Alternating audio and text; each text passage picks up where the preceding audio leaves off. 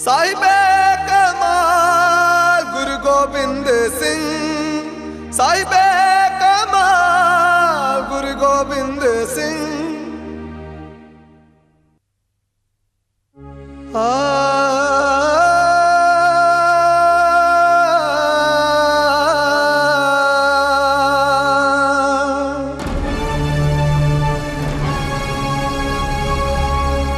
जदों धर्म ते जुल्म दी अत होई,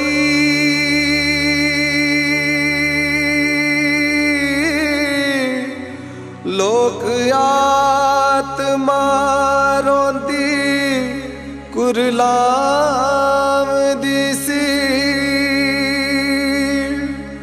चप्पे चप्पे मनुखता कतल हो के डाटे रब अके तरिले पाम दीसी।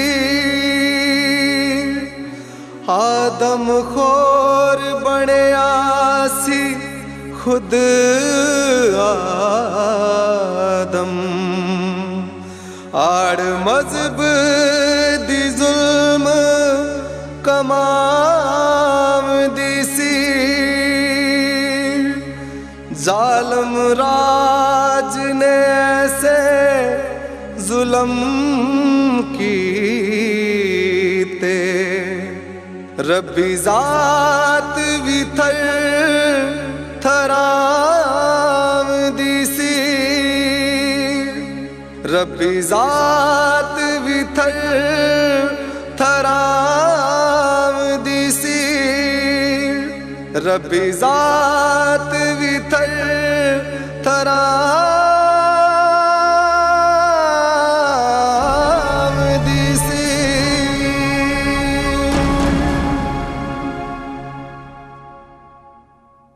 अकाल पुरख पासों भी अजय कठोर जुल्म सहन नहीं सी हो रहे।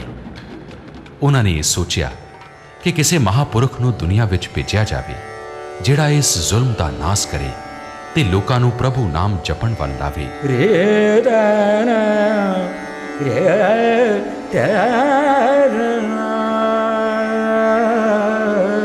अकाल पुरख ने तपस्वी गुरु साहब नूं ये आदेश दिता कि वह हिंदुस्तान विच जन्म लैण। अकाल पुरख के आदेश अनुसार गुरु गोबिंद सिंह जी ने 22 दिसंबर 1666 ईस्वी नूं बिहार प्रांत की राजधानी पटना विखे अवतार धारिया।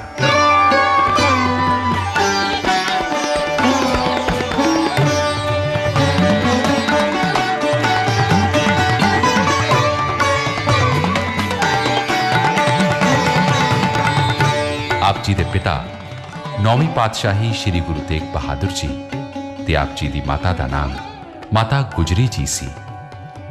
गुरु तेग बहादुर जी उस समय आसाम वाल गए हुए सन। उन्होंने आसाम विखे ही खबर भेजी गई। पटना विखे शहर के लोगों को जद खुशखबरी मिली तो सारे लोग बहुत खुश हुए।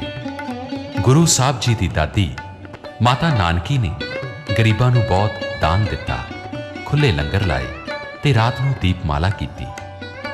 गुरु साहब के मामा किरपाल चंद भी उत्थे मौजूद सन।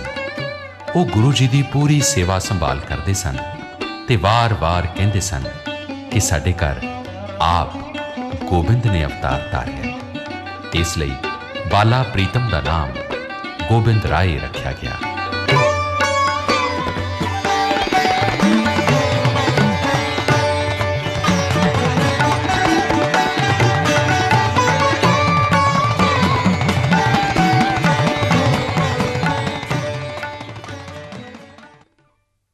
भीखण शाह एक पहुंचे हुए फकीर सन। उन्होंने रब की इन्नी भगती की सी कि आप ही रब्बी रूप बन गए सन।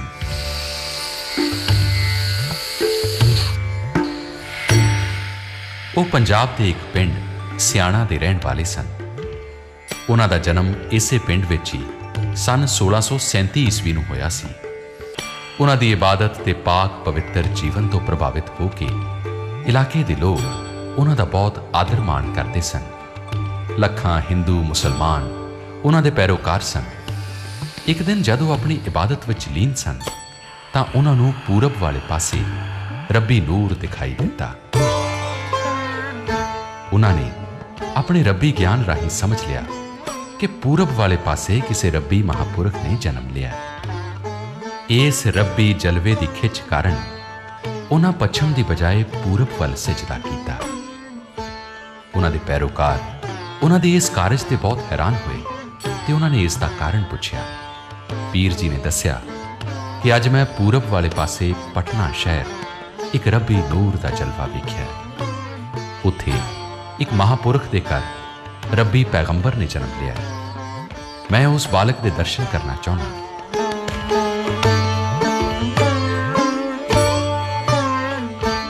ਪੀਰ ਜੀ ਆਪਣੇ ਕੁਝ ਚੋਣਵੇਂ ਸਾਥੀਆਂ ਨੂੰ ਲੈ ਕੇ ਸੈਂਕੜੇ ਮੀਲਾਂ ਦਾ ਸਫ਼ਰ ਕਰਕੇ ਗੰਗਾ ਕਿਨਾਰੇ ਪਟਨਾ ਸ਼ਹਿਰ ਵਿਖੇ ਪਹੁੰਚ ਗਏ।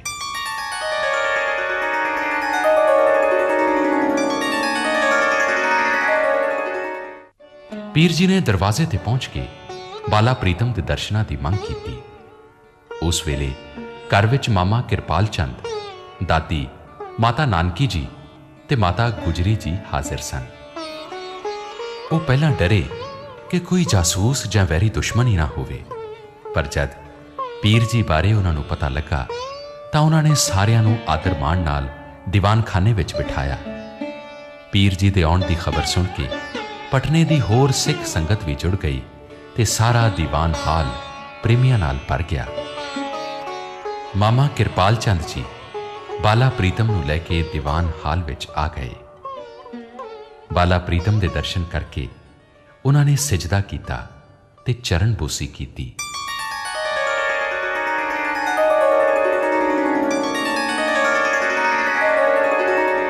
ਪੀਰ ਭੀਖਣ ਸ਼ਾਹ ਜੀ ਆਪਣੇ ਨਾਲ 2 ਮਠਿਆਈ ਦੇ ਕੁੱਜੇ ਵੀ ਲਿਆਏ ਸਨ। ਫਿਰ ਉਹਨਾਂ ਨੇ ਦੋਵੇਂ ਕੁੱਜੇ ਬਾਲਕ ਸ਼੍ਰੀ ਦਸਮੇਸ਼ ਜੀ ਵੱਲ ਵਧਾਏ ਤੇ ਬੇਨਤੀ ਕੀਤੀ ਕਿ ਹਜ਼ੂਰ, ਇਹਨਾਂ ਵਿੱਚੋਂ ਤੁਹਾਡਾ ਕੁੱਜਾ ਕਿਹੜਾ ਹੈ? ਬਾਲਕ ਸ਼੍ਰੀ ਦਸਮੇਸ਼ ਨੇ ਦੋਵਾਂ ਕੁੱਜਿਆਂ ਉੱਤੇ ਆਪਣੇ ਦੋਵੇਂ ਹੱਥ ਰੱਖ ਦਿੱਤੇ।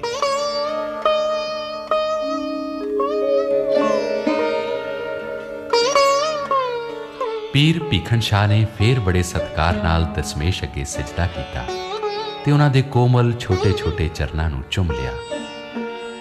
ਦੋਵੇਂ ਕੁੱਜੇ ਦਸਮੇਸ਼ ਨੂੰ ਪੇਂਟ ਕਰਨ ਦੀ ਬਜਾਏ ਪੀਰ ਜੀ ਨੇ ਇਹ ਕੁੱਜੇ ਆਪਣੇ ਚੇਲਿਆਂ ਨੂੰ ਫੜਾ ਦਿੱਤੇ। ਇਹਨਾਂ ਕੁੱਜਿਆਂ ਦੇ ਬਾਰੇ ਸਭ ਨੂੰ ਬੜੀ ਹੈਰਾਨੀ ਹੋਈ। ਪੀਰ ਜੀ ਦੇ ਚੇਲਿਆਂ ਤੇ ਜੁੜੀ ਹੋਈ ਸਿੱਖ ਸੰਗਤ ਨੇ ਇਹਨਾਂ ਕੁੱਜਿਆਂ ਦੀ ਬੁਝਾਰਤ ਨੂੰ ਸਮਝਾਉਣ ਬਾਰੇ ਬੇਨਤੀ ਕੀਤੀ। ਪੀਰ ਜੀ ਨੇ ਦੱਸਿਆ, ਜਦ ਇਸ ਰੱਬੀ ਨੂਰ ਨੇ ਜਨਮ ਲਿਆ ਸੀ ਤਾਂ ਮੈਂ ਇਹ ਸਮਝਿਆ ਸੀ ਕਿ ਕੀ ਇਹ ਹਿੰਦੂਆਂ ਦਾ ਸਾਥ ਦੇਵੇਗਾ ਕਿ ਮੁਸਲਮਾਨਾਂ ਦਾ। ਇਸ ਲਈ ਇੱਕ ਕੁੱਜਾ ਮੈਂ ਹਿੰਦੂਆਂ ਦਾ ਪ੍ਰਤੀਕ ਬਣਾਇਆ ਸੀ ਤੇ ਦੂਸਰਾ ਮੁਸਲਮਾਨਾਂ ਦਾ। ਮੈਂ ਇਹ ਸੋਚਿਆ ਸੀ ਕਿ ਜੇ ਇਹ ਹਿੰਦੂਆਂ ਵਾਲੇ ਕੁੱਜੇ ਤੇ ਹੱਥ ਰੱਖਣਗੇ ਤੇ ਇਹ ਹਿੰਦੂਆਂ ਦੀ ਸਹਾਇਤਾ ਕਰਨਗੇ ਤੇ ਮੁਸਲਮਾਨ ਦਾ ਨਾਸ਼ ਕਰਨਗੇ, ਪਰ ਜੇ ਇਹ ਮੁਸਲਮਾਨਾਂ ਵਾਲੇ ਕੁੱਜੇ ਤੇ ਹੱਥ ਰੱਖਣਗੇ ਫਿਰ ਇਹ ਮੁਸਲਮਾਨਾਂ ਦਾ ਸਾਥ ਦੇਣਗੇ ਤੇ ਹਿੰਦੂਆਂ ਦਾ ਨਾਸ਼ ਕਰਨਗੇ। ਪਰ ਦੋਵੇਂ ਕੁੱਜਿਆਂ ਤੇ ਆਪਣੇ ਕੋਮਲ ਹੱਥ ਰੱਖ ਕੇ ਇਹਨਾਂ ਨੇ ਸਪਸ਼ਟ ਕਰ ਦਿੱਤਾ ਕਿ ਇਹ ਮੁਸਲਮਾਨਾਂ ਤੇ ਹਿੰਦੂਆਂ ਦੋਵਾਂ ਦੇ ਪੀਰ ਹੋਣਗੇ ਤੇ ਦੋਵਾਂ ਦੀ ਰੱਖਿਆ ਕਰਨਗੇ। ਉਹ ਕੇਵਲ ਜ਼ੁਲਮ ਦਾ ਨਾਸ਼ ਕਰਨਗੇ ਤੇ ਸਭ ਨੂੰ ਰੱਬ ਦਾ ਨਾਮ ਜਪਣ ਲਈ ਪ੍ਰੇਰਿਤ ਕਰਨਗੇ। ਇਸ ਲਈ ਮੈਂ ਆਪਣੇ ਸਾਰੇ ਚੇਲਿਆਂ ਤੇ ਹੋਰ ਸਾਥੀਆਂ ਨੂੰ ਬੇਨਤੀ ਕਰਦਾ ਕਿ ਗੁਰੂ ਜੀ ਨੂੰ ਮੱਥਾ ਟੇਕੋ, ਸਜਦਾ ਕਰੋ ਤੇ ਉਸ ਤੋਂ ਮੂੰਹ ਮੰਗੀਆਂ ਮੁਰਾਦਾਂ ਪਾਓ। ਇਸ ਤਰ੍ਹਾਂ ਦਰਸ਼ਨ ਕਰਕੇ ਭੀਖਣ ਸ਼ਾਹ ਵਾਪਸ ਆਪਣੇ ਡੇਰੇ ਆ ਗਏ। ਜਦ ਉਹ ਥੋੜੇ ਵੱਡੇ ਹੋਏ ਤਾਂ ਹਾਣ ਦੇ ਸਾਥੀਆਂ ਨਾਲ ਖੇਡਣ ਲੱਗੇ। ਉਹ ਆਮ ਸਧਾਰਨ ਵਾਲੀਆਂ ਖੇਡਾਂ ਨਹੀਂ ਖੇਡਦੇ ਸਨ, ਸਗੋਂ ਆਪਣੇ ਸਾਥੀਆਂ ਦੀਆਂ 2 ਟੋਲੀਆਂ ਬਣਾ ਲੈਂਦੇ ਸਨ ਤੇ ਇੱਕ ਟੋਲੀ ਦੂਜੀ ਟੋਲੀ ਨਾਲ ਟਾਕਰਾ ਕਰਦੀ ਸੀ। ਉਹਨਾਂ ਦੇ ਸਾਰੇ ਸਾਥੀ ਉਹਨਾਂ ਨੂੰ ਆਪਣਾ ਲੀਡਰ ਮੰਨਦੇ ਸਨ ਤੇ ਉਹਨਾਂ ਦੇ ਹਰ ਹੁਕਮ ਨੂੰ ਪੂਰਾ ਕਰਦੇ ਸਨ।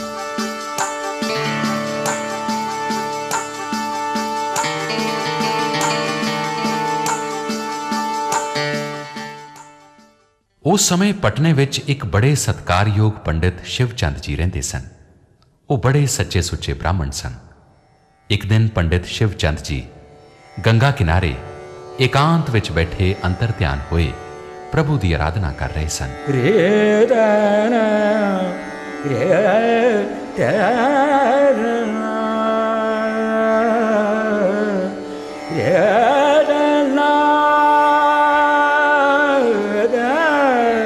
ਉਹਨਾਂ ਨੂੰ ਉਸ ਵੇਲੇ ਲੱਗ ਰਿਹਾ ਸੀ ਜਿਵੇਂ ਉਹ ਭਗਵਾਨ ਦੇ ਦਰਸ਼ਨ ਕਰ ਹੀ ਲੈਣਗੇ। ਉਸ ਸਮੇਂ ਸ਼੍ਰੀ ਦਸਮੇਸ਼ ਜੀ ਖੇਡਦੇ ਖੇਡਦੇ ਉਸ ਥਾਂ ਜਾ ਪੁੱਜੇ ਜਿੱਥੇ ਪੰਡਿਤ ਸ਼ਿਵਚੰਦ ਭਗਤੀ ਕਰ ਰਹੇ ਸਨ। ਸ਼ਿਵਚੰਦ ਨੂੰ ਅੱਖਾਂ ਮੀਟੀ ਸਮਾਧੀ ਵਿੱਚ ਬੈਠੇ ਵੇਖ ਕੇ ਗੁਰੂ ਜੀ ਹੌਲੀ ਹੌਲੀ ਉਹਨਾਂ ਦੇ ਪਾਸ ਗਏ ਤੇ ਪੰਡਿਤ ਜੀ ਦੇ ਕੰਨਾਂ ਕੋਲ ਮੂੰਹ ਕਰਕੇ ਬੋਲੇ, ਪੰਡਿਤ ਜੀ ਝਾਤ। ਪੰਡਿਤ ਜੀ ਇੱਕਦਮ ਤਰਪਕ ਗਏ ਤੇ ਆਪਣੇ ਸਾਹਮਣੇ ਇੱਕ ਸੁੰਦਰ ਬਾਲਕ ਨੂੰ ਵੇਖ ਕੇ ਹੈਰਾਨ ਰਹਿ ਗਏ।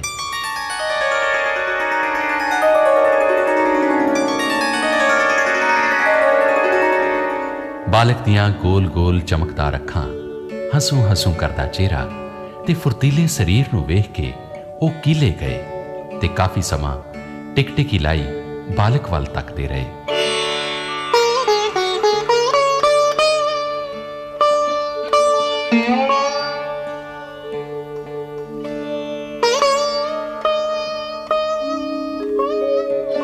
ਉਹਨਾਂ ਨੂੰ ਇੰਜ ਵਿਸ਼ਵਾਸ ਹੋ ਗਿਆ ਕਿ ਪ੍ਰਭੂ ਇੱਕ ਬਾਲਕ ਦਾ ਰੂਪ ਧਾਰ ਕੇ ਉਹਨਾਂ ਪਾਸ ਆ ਗਏ ਹੋਣ ਤੇ ਉਹਨਾਂ ਦੀਆਂ ਸਾਰੀਆਂ ਮੁਰਾਦਾਂ ਪੂਰੀਆਂ ਹੋ ਗਈਆਂ ਹੋਣ। ਪਿਆਰ ਵਿੱਚ ਖੀਵੇ ਹੋਏ ਪੰਡਿਤ ਹੋਰਾਂ ਨੇ ਝੱਟ ਸਿਰ ਨਿਵਾ ਕੇ ਗੁਰੂ ਜੀ ਅੱਗੇ ਮੱਥਾ ਟੇਕਿਆ ਤੇ ਕਿਹਾ, ਤੂੰ ਮੇਰਾ ਬਾਲਾ ਪ੍ਰੀਤਮ ਹੈ, ਅੱਜ ਮੈਨੂੰ ਪ੍ਰਭੂ ਆਪ ਮਿਲ ਪਿਆ।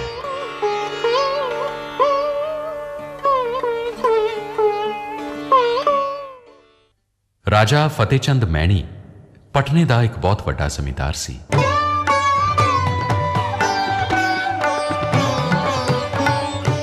ਸਰਕਾਰ ਵੱਲੋਂ ਉਸ ਨੂੰ ਰਾਜਾ ਦਾ ਖਿਤਾਬ ਦਿੱਤਾ ਹੋਇਆ ਸੀ। ਪੰਡਿਤ ਸ਼ਿਵਚੰਦ ਜੀ ਨੇ ਉਹਨਾਂ ਨੂੰ ਬੇਔਲਾਦ ਵੇਖ ਕੇ ਕਿਹਾ, ਤੁਹਾਨੂੰ ਘਬਰਾਉਣ ਦੀ ਕੋਈ ਲੋੜ ਨਹੀਂ, ਮੈਂ ਇੱਕ ਬਾਲਕ ਵਿੱਚ ਪ੍ਰਭੂ ਵੇਖਿਆ। ਸਾਰੇ ਉਸ ਨੂੰ ਬਾਲਾ ਪ੍ਰੀਤਮ ਕਹਿੰਦੇ ਨੇ। ਬਾਲਾ ਪ੍ਰੀਤਮ ਤੁਹਾਡੀਆਂ ਸਾਰੀਆਂ ਕਾਮਨਾਵਾਂ ਪੂਰੀਆਂ ਕਰ ਸਕਦਾ ਹੈ, ਪਰ ਤੁਹਾਨੂੰ ਉਸ ਦੀ ਆਰਾਧਨਾ ਕਰਨੀ ਪਏਗੀ।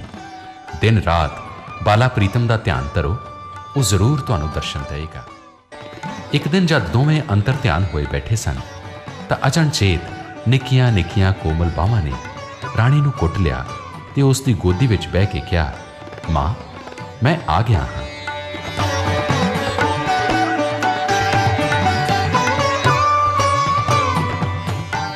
ਰਾਣੀ ਨੇ ਜਦ ਅੱਖਾਂ ਖੋਲ ਕੇ ਵੇਖਿਆ ਤਾਂ ਇੱਕ ਸੁੰਦਰ ਤੇ ਅਲੌਕਿਕ ਬਾਲਕ ਉਸ ਦੀ ਗੋਦੀ ਵਿੱਚ ਬੈਠਾ ਹੱਸ ਰਿਹਾ ਸੀ।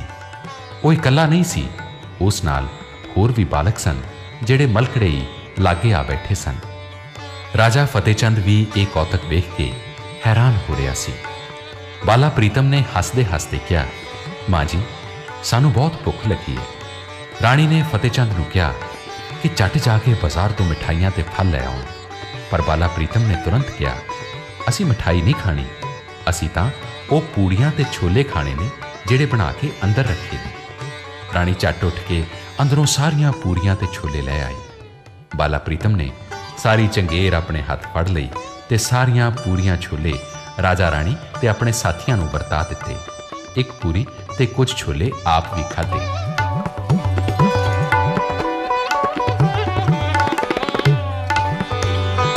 ਉਸ ਦਿਨ ਤੋਂ ਬਾਅਦ ਰਾਜਾ ਫਤਿਹਚੰਦ ਤੇ ਉਸ ਦੀ ਰਾਣੀ ਬਾਲਾ ਪ੍ਰੀਤਮ ਦੇ ਪੱਕੇ ਸ਼ਰਧਾਲੂ ਬਣ ਗਏ। ਬਾਲਾ ਪ੍ਰੀਤਮ ਰੋਜ਼ ਆਪਣੇ ਸਾਥੀਆਂ ਨੂੰ ਲੈ ਕੇ ਜਾਂਦੇ ਤੇ ਪੂਰੀਆਂ ਛੋਲੇ ਖਾਂਦੇ, ਬਾਗ ਵਿੱਚ ਖੇਡਦੇ, ਫਲ ਤੋੜਦੇ, ਬੂਟਿਆਂ ਨੂੰ ਗੋਡੀ ਦਿੰਦੇ ਤੇ ਮਾਲੀ ਦੇ ਨਾਲ ਹੋਰ ਬੂਟੇ ਵੀ ਲਾਉਂਦੇ ਰਹਿੰਦੇ ਸਨ।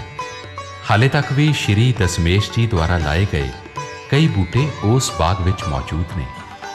ਰਾਣੀ ਨੇ ਹੋਰ ਪੁੱਤਰ ਦੀ ਖੁਆਹਿਸ਼ ਛੱਡ ਦਿੱਤੀ ਤੇ ਆਪਣੇ ਘਰ ਨੂੰ ਗੁਰਦੁਆਰਾ ਬਣਾ ਲਿਆ, ਜਿੱਥੇ ਰੋਜ਼ ਪਾਠ ਤੇ ਕੀਰਤਨ ਹੁੰਦਾ। ਜਦ ਤੱਕ ਬਾਲਾ ਪ੍ਰੀਤਮ ਪਟਨੇ ਵਿੱਚ ਰਹੇ, ਉਹ ਰੋਜ਼ ਰਾਜਾ ਤੇ ਰਾਣੀ ਨੂੰ ਮਿਲਣ ਜਾਂਦੇ ਰਹੇ।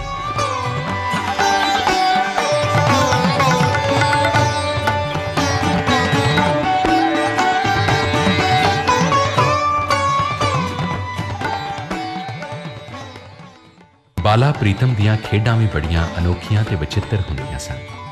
ਉਹ ਜੇ ਕਿਸੇ ਵਿਅਕਤੀ ਨੂੰ ਤੰਗ ਕਰਦੇ ਤਾਂ ਉਸ ਵਿੱਚ ਵੀ ਕੋਈ ਭੇਦ ਹੀ ਹੁੰਦਾ। ਗੁਰੂ ਘਰ ਦੇ ਨੇੜੇ ਹੀ ਇੱਕ ਮਾਈ ਰਹਿੰਦੀ ਸੀ। ਉਹ ਬਹੁਤ ਗਰੀਬ ਤੇ ਉਸ ਦਾ ਕੋਈ ਧੀ ਪੁੱਤ ਨਹੀਂ ਸੀ। इस करके वो चरखा कत के अपना गुजारा करती सी। जद माई चरखा ना कतदी हुंदी तां बाला प्रीतम उसके घर जाके सारियां छलियां ते पूणियां विहड़े विच खिलार दिंदे। वो माई बहुत दुखी हुंदी ते उलामा लैके माता गुजरी जी पास आउंदी। माता जी उसनूं काफ़ी पैसे दे के मोड़ दिंदी। एक दिन जद माता जी ने बाला प्रीतम पासों पुछया कि वह छलियां ते पूणियां क्यों खिलारदा तां उन्हां कहा, मैं उसदियां छलियां ते पूणियां इसलिए खिलारदा कि उसकी गरीबी कट्टी जावे। जदों शिकायत लैके तुहाडे पास आउंदी है तां तुसीं चोखा धन दे के तोरते हो। माता जी बालक दियां इन्हां विचित्र गल्लां तो बहुत खुश होए। जगता सेठ पटने का एक बहुत वड्डा व्यापारी सी। उसका व्यापार हिंदुस्तान के वड्डे वड्डे शहरों में चलता सी।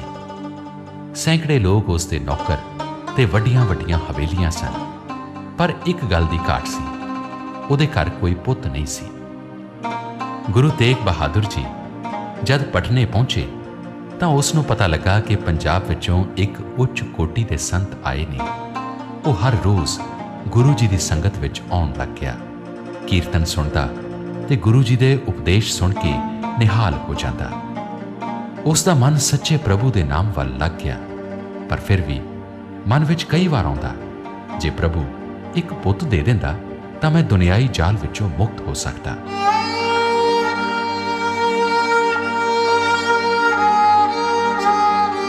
गुरु जी ने जद वेख्या जगता बैठा होया है, कहन लगे, जगता तू रोज ही कुछ ना कुछ लंगर वास्ते लैके आउणा है। अज साडा भी चित है, कुछ घर वास्ते लई जा। जगते दा चित खिड़ गया, मन खुशी नाल भर गया। सोचण लगा, अज गुरु जी ने कुछ देण लई किया, पर मैं मंगदा कुछ नहीं। गुरु साहब ने कहा, जगते मेरे कोल आ। जगता लागे चला गया। गुरु जी पास उस वेले 3 सेब पए सन। उन्हां फरमाया, जगते ये 3 सेब अज गुरु के लंगर विच बचे पए ने, इन्हां नूं साडा प्रसाद समझ के लै जाओ। जगता सेठ प्रसन्न हो गया। तिन्हां दे अंदरूनी भाव नूं समझ गया सी। वो सेबां नूं बड़े सत्कार नाल परने विच बन के घर लै गया। पुत्र दी आस विच उसने 3 विआह करवाए हुए सन। तिन्ने पत्नियां जगते नूं प्रसन्न चित वेख के बहुत खुश होईयां। तिन्ने हाले जगते नूं प्रसन्नता का कारण पुछण वालियां सन कि जगते ने परने विचों खोल के 3 सेब उन्हां नूं विखाए ते कहण लगा, ये 3 सेब गुरु जी ने दिते ने।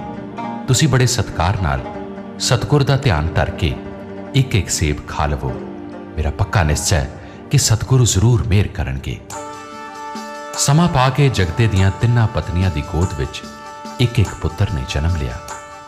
गुरु तेग बहादुर साहब उस वेले असम वाल गए हुए सन। इसलिए जगता सेठ 3 पत्नियां ते पुत्रां नूं लैके माता गुजरी जी नूं मत्था टिकाउण लई लिआया।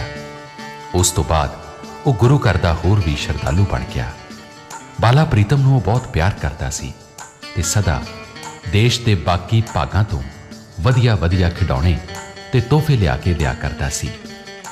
एक बार उसने बाला प्रीतम नूं पुछया कि वह बाहर जा रहा सी, उन्हां लई किहड़ी सौगात लैके आवे।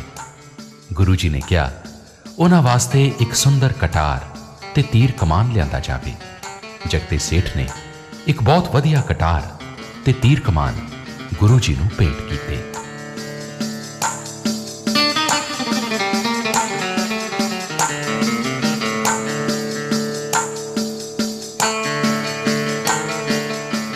बाला प्रीतम दियां बचपन दियां खेडां भी विचित्र सन। खिडौणियां नाल खेडण दी बजाय वो तीर कमान ते गुलेल चलाउण दा अभ्यास करदे। गुरु जी जिस हवेली विच रहिंदे सन, वो हवेली विच एक बहुत वड्डा खूह सी, जिसदा पानी बड़ा साफ ते मिठा सी। उस पानी विच दाल भी बड़ी छेती गलदी सी। सारे महल्ले विच होर कोई खूह ना होण करके लागले घरां दियां सारियां जनानियां इस खूह ते पानी भरन आउंदियां। जदों पानी भर के तुर पैंदियां तां गुरु जी गुलेले का निशाना ला के घड़ा तोड़ देंदे। पानी सारा डुल जांदा ते जनानियां माता नानकी जी जां माता गुजरी जी पास शिकायत करदियां। माता जी उन्हां नूं दिलासा देंदे ते घड़े दे मुੱਲ ਤੋਂ ਵੱਧ पैसे दे देंदे। ਉਹ ਜਨਾਨੀਆਂ ਖੁਸ਼ ਹੋ ਜਾਂਦੀਆਂ ਕਿਉਂਕਿ ਉਹਨਾਂ ਨੂੰ ਨਾਲੇ ਨਵਾਂ ਘੜਾ ਮਿਲ ਜਾਂਦਾ ਤੇ ਕੁਝ ਪੈਸੇ ਬਚ ਵੀ ਜਾਂਦੇ। ਕਈ ਜਨਾਨੀਆਂ ਜਦ ਪਾਣੀ ਨਾਲ ਭਿੱਜੀਆਂ ਹੋਈਆਂ ਸ਼ਿਕਾਇਤ ਕਰਨ ਆਉਂਦੀਆਂ ਤਾਂ ਬਾਲਾ ਪ੍ਰੀਤਮ ਕਹਿੰਦੇ, ਮੈਂ ਤੁਹਾਡਾ ਘੜਾ ਨਹੀਂ ਫੋੜਿਆ, ਤੁਹਾਡੀ ਕਿਸਮਤ ਫੋੜੀ ਹੈ, ਹੁਣ ਤੁਹਾਡੇ ਭਾਗ ਜਾਗ ਪੈਣਗੇ।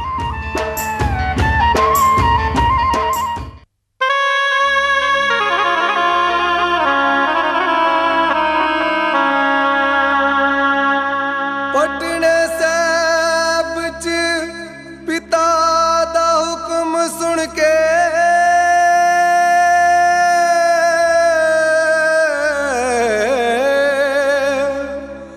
ਅਨੰਦਪੁਰ ਸਾਹਿਬ ਵੱਲ ਪੂਰਾ ਪਰਿਵਾਰ ਚੱਲਿਆ। ਉਦਾਸ ਹੋ ਗਈ ਕੁਲ ਲੁਕਾਏ ਸਾਰੀ, मन के आज्ञा बरखरदार चलिया।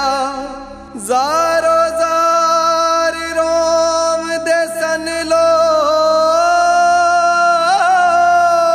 ਸਾਰੇ,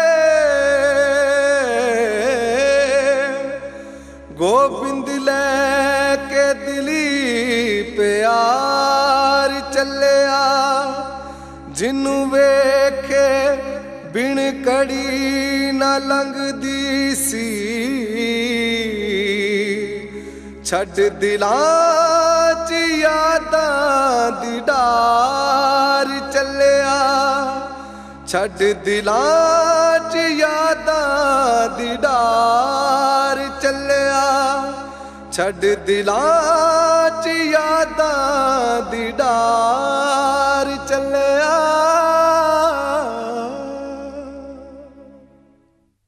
ਪਹਿਲਾ ਪੜਾਅ ਦਾਨਾਪੁਰ ਸੀ। ਪਟਨੇ ਦੀ ਸਾਰੀ ਸੰਗਤ ਇੱਥੋਂ ਤੱਕ ਨਾਲ ਆਈ ਸੀ। ਦਾਨਾਪੁਰ ਵਿੱਚ ਇੱਕ ਮਾਈ ਰਹਿੰਦੀ ਸੀ। ਇੱਕ ਵਾਰ ਗੁਰੂ ਤੇਗ ਬਹਾਦਰ ਸਾਹਿਬ ਜਦ ਇਸ ਕਸਬੇ ਵਿੱਚ ਆਏ ਸਨ ਤਾਂ ਇਸ ਮਾਈ ਨੇ ਇੱਕ ਹਾਂਡੀ ਵਿੱਚ ਖਿਚੜੀ ਰਿੰਨ ਕੇ ਗੁਰੂ ਸਾਹਿਬ ਨੂੰ ਖਵਾਈ ਸੀ। ਮਾਈ ਨੇ ਹਾਲੇ ਤੱਕ ਉਹ ਹਾਂਡੀ ਬੜੇ ਪਿਆਰ ਨਾਲ ਸਾਂਭ ਕੇ ਰੱਖੀ ਹੋਈ ਸੀ। ਜਦ ਉਸ ਮਾਈ ਨੂੰ ਪਤਾ ਲੱਗਾ ਕਿ ਗੁਰੂ ਸਾਹਿਬ ਤੇ ਉਹਨਾਂ ਦਾ ਪਰਿਵਾਰ ਅੱਜ ਇੱਥੇ ਆਇਆ ਹੋਇਆ ਹੈ ਤਾਂ ਉਹ ਮਾਈ ਗੁਰੂ ਪਰਿਵਾਰ ਨੂੰ ਆ ਮਿਲੀ, ਹੱਥ ਜੋੜ ਕੇ ਬੇਨਤੀ ਕੀਤੀ ਕਿ ਅੱਜ ਦਾ ਲੰਗਰ ਉਹਨਾਂ ਪਾਸ ਛਕਣ। ਉਸ ਦਾ ਪ੍ਰੇਮ ਵੇਖ ਕੇ ਉਸ ਦਾ ਲੰਗਰ ਛਕਣਾ ਸਾਰੇ ਮੰਨ ਗਏ। ਪਰ ਬਾਲਾ ਪ੍ਰੀਤਮ ਨੇ ਕਿਹਾ, ਮਾਤਾ ਜੀ ਬਾਕੀ ਸਭ ਦਾਲ ਰੋਟੀ ਛਕਣਗੇ ਪਰ ਮੈਂ ਉਸ ਹਾਂਡੀ ਵਿੱਚ ਰਿੰਨੀ ਖਿਚੜੀ ਖਾਵਾਂਗਾ। ਇਸ ਹਾਂਡੀ ਦੀ ਖਿਚੜੀ ਸਤਿਗੁਰੂ ਆਪ ਖਾ ਕੇ ਗਏ ਸਨ। ਮਾਈ ਇਹ ਸੁਣ ਕੇ ਬਹੁਤ ਖੁਸ਼ ਹੋਈ। ਉਸਨੇ ਸਾਰੀ ਸੰਗਤ ਨੂੰ ਦਾਲ ਫੁਲਕਾ ਛਕਾਇਆ ਤੇ ਗੁਰੂ ਜੀ ਵਾਸਤੇ ਖਿਚੜੀ ਤਿਆਰ ਕਰਕੇ ਲਿਆਈ। ਮਾਈ ਜੀ ਦੀ ਹਾਂਡੀ ਕਰਕੇ ਬਾਅਦ ਵਿੱਚ ਜਿਹੜੀ ਸੰਗਤ ਮਾਈ ਜੀ ਦੇ ਘਰ ਜੁੜਦੀ ਸੀ ਉਸ ਦਾ ਨਾਮ ਹਾਂਡੀ ਵਾਲੀ ਸੰਗਤ ਪੈ ਗਿਆ। ਅਗਲੇ ਦਿਨ ਪਟਨੇ ਵਾਲੀ ਸੰਗਤ ਇੱਕ ਪਿਆਰ ਵਿਛੋੜੇ ਦੀ ਮੱਲ ਲੈ ਕੇ ਵਾਪਸ ਚਲੀ ਗਈ ਤੇ ਗੁਰੂ ਪਰਿਵਾਰ ਲਖਨੌਰ ਵੱਲ ਚੱਲ ਪਿਆ। ਲਖਨੌਰ ਦੇ ਮਸੰਦਾਂ ਨੇ ਗੁਰੂ ਪਰਿਵਾਰ ਦੇ ਠਹਿਰਨ ਲਈ ਚੰਗਾ ਪ੍ਰਬੰਧ ਕਰ ਦਿੱਤਾ ਸੀ। ਲਖਨੌਰ ਉਸ ਸਮੇਂ ਕੋਈ ਚੰਗਾ ਖੂਹ ਜਾਂ ਬੌਲੀ ਨਹੀਂ ਸੀ।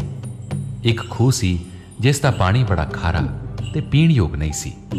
ਸਥਾਨਕ ਸੰਗਤ ਨੇ ਮਾਤਾ ਜੀ ਪਾਸ ਬੇਨਤੀ ਕੀਤੀ ਕਿ ਉਹਨਾਂ ਨੂੰ ਇੱਕ ਖੂਹ ਲਵਾ ਦਿੱਤਾ ਜਾਵੇ ਜਿਸ ਦਾ ਪਾਣੀ ਮਿੱਠਾ ਹੋਵੇ। ਮਾਤਾ ਜੀ ਨੇ ਆਪਣੇ ਖਰਚੇ ਨਾਲ ਇੱਕ ਖੂਹ ਪੁੱਟਵਾਇਆ।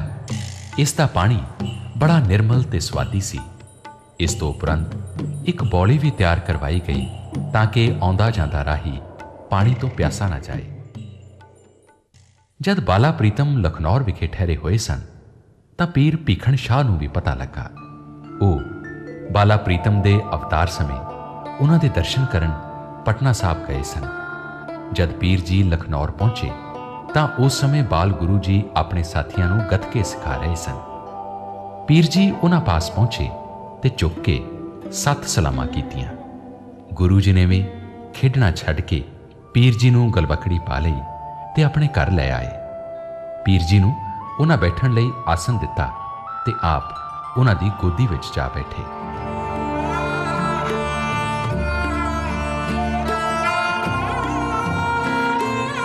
पीर जी दे सारे साथी गुरु जी दे इस स्नेह ते प्यार वल वेख के बहुत खुश होए ते सारियां ने वारी वारी गुरु जी अगे सिजदा कीता। पीर जी कुछ दिन इत्थे ठहरे ते बाला प्रीतम दे चोज वेख के वारने जांदे, सतसंगत ते कीर्तन दा आनंद भी माणते रहे। बाला प्रीतम दे माखियों मिठे बोलां ने उन्हां नूं की ली लिया सी। वापस जाण लग्गियां पीर जी ने बाला गुरु जी पास बेनती कीती कि उन्हां उत्ते मेहर दा हथ रखिया जावे। गुरु जी ने प्रसन्न होके असीस दित्ती, पीर जी तुहाडा डेरा सदा ही चलदा रहेगा। हमेशा एक रब ते भरोसा रखना, वो सदा दातार है।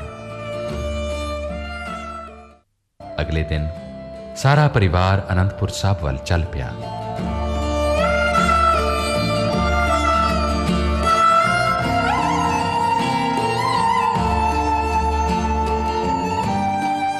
आनंदपुर साहब तो भी बहुत संगत बाला प्रीतम नूं अगलवांडी लैण वास्ते आ रही सी।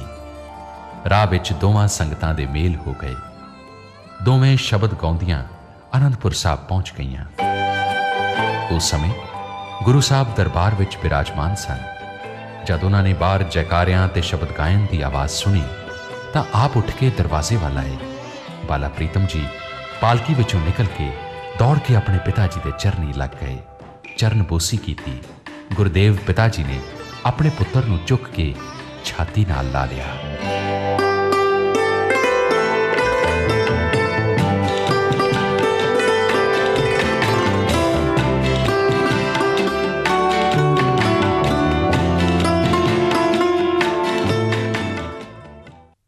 औरंगजेब ने कश्मीर दे सूबे नूं हुक्म दिता कि वह कश्मीरी ब्राह्मणों उत्ते सख्ती करे ते उन्हां नूं इस्लाम कबूल करने लई मजबूर करे। सूबा कश्मीर ने जद सारे पंडितां नूं औरंगजेब दा हुक्म सुनाया तां उन्हां ने सोचण वास्ते 6 महीने की मोहलत मंगी। इसे दौरान श्री गुरु तेग बहादुर जी नाल ईरखा रखण वाले किसी व्यक्ति ने उन्हां नूं इह सलाह जरूर दे दित्ती कि वह सिखां दे 9वें गुरु पास जाण। वो बहुत कृपालू ते दयालु ने, तुहाडी मदद जरूर करनगे। इसलिए कश्मीरी पंडितां दा प्रतिनिध मंडल आनंदपुर साहब विखे गुरु जी नूं आ मिलिया ते अपने दुख की सारी व्यथा आ सुनाई।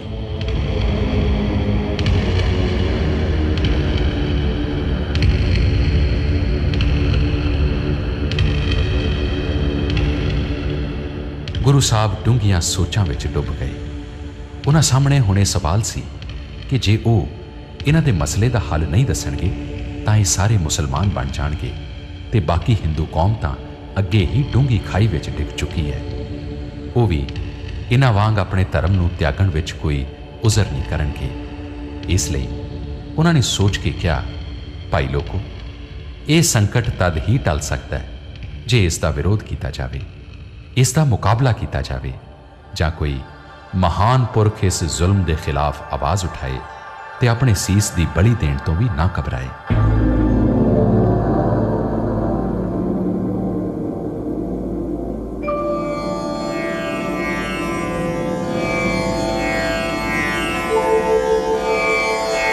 साहिबजादा गोबिंद राय भी उस समय अपने गुरुदेव पिताजी पास बैठे सन। उस समय उन्हां दी उम्र 9 साल के करीब सी। वो कश्मीरी पंडितां दे दुख की कहानी ते अपने गुरुदेव पिताजी का उत्तर भी सुन चुके सन। सब सुन के वो बोले, तुहाडे नालों वड्डा होर किहड़ा महापुरख हो सकता है।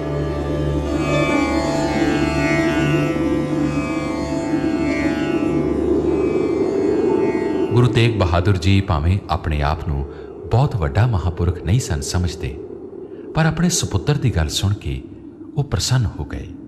उन्हां कश्मीरी पंडितां नूं कहा, जाओ सूबे नूं कह दिओ कि जे औरंगजेब गुरु तेग बहादुर जी नूं धर्म बदली लई राजी कर सकता है तां वो सारे अपना धर्म बदल लैणगे ते खुशी खुशी इस्लाम कबूल कर लैणगे। कुछ दिनां पिछों ही अपने 94 सिखां नूं नाल लै के वो दिल्ली वल चल पए। बालक गोबिंद दे मुखों ए बोल निकले, हो धर्म तो अज कुर्बान केड़ा, जुल्म जबर नु केड़ा ठल पाऊ, ਡੋਲੇ ਹੋਇਆਂ ਦਾ ਰੱਖੂ ਮਾਣ ਕਿਹੜਾ, ਆਪਾ ਆਪ ਮਿਟਾਉਣ ਲਈ ਕੌਣ ਆਊ, ਖਾਤਰ ਹਿੰਦ ਦੀ ਦਵੇਗਾ ਜਾਨ ਕਿਹੜਾ, ਮਹਾਂਪੁਰਸ਼ਾਂ ਦੀ ਕੁਰਬਾਨੀ ਲੋੜ ਹੈ ਅੱਜ, ਪਿਤਾ ਜੀ ਆਪ ਤੋਂ ਵੱਧ ਮਹਾਨ ਕਿਹੜਾ, ਪਿਤਾ ਜੀ ਆਪ ਤੋਂ ਵੱਧ ਮਹਾਨ ਕਿਹੜਾ।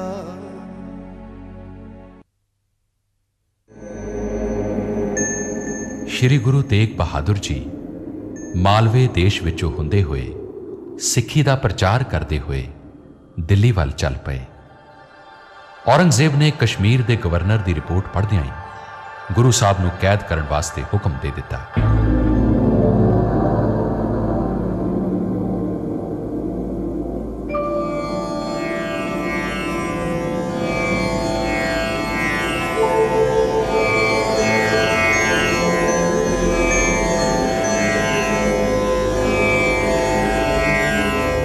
ਗੁਰੂ ਜੀ ਪ੍ਰਚਾਰ ਕਰਦੇ ਕਰਦੇ ਜਦ ਆਗਰੇ ਪੁੱਜੇ ਤਾਂ ਉੱਥੇ ਸਾਥੀਆਂ ਸਮੇਤ ਕੈਦ ਕਰ ਲਏ ਗਏ ਤੇ ਉਹਨਾਂ ਨੂੰ ਦਿੱਲੀ ਲਿਆਂਦਾ ਗਿਆ।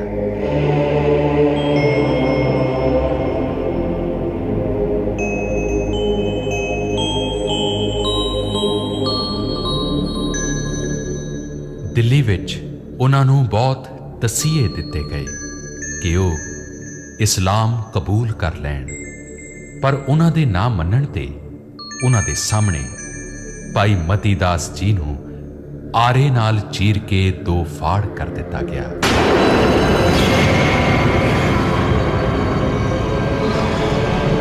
ਭਾਈ ਦਿਆਲਾ ਜੀ ਨੂੰ ਉਬਲਦੀ ਦੇਗ ਵਿੱਚ ਬਿਠਾ ਕੇ ਸ਼ਹੀਦ ਕਰ ਦਿੱਤਾ ਗਿਆ। ਭਾਈ ਸਤੀਦਾਸ ਦੇ ਸਰੀਰ ਦੇ ਦੁਆਲੇ ਰੂਹ ਬਣ ਕੇ ਉਹਨਾਂ ਨੂੰ ਜਿਉਂਦਿਆਂ ਨੂੰ ਸਾੜ ਦਿੱਤਾ ਗਿਆ।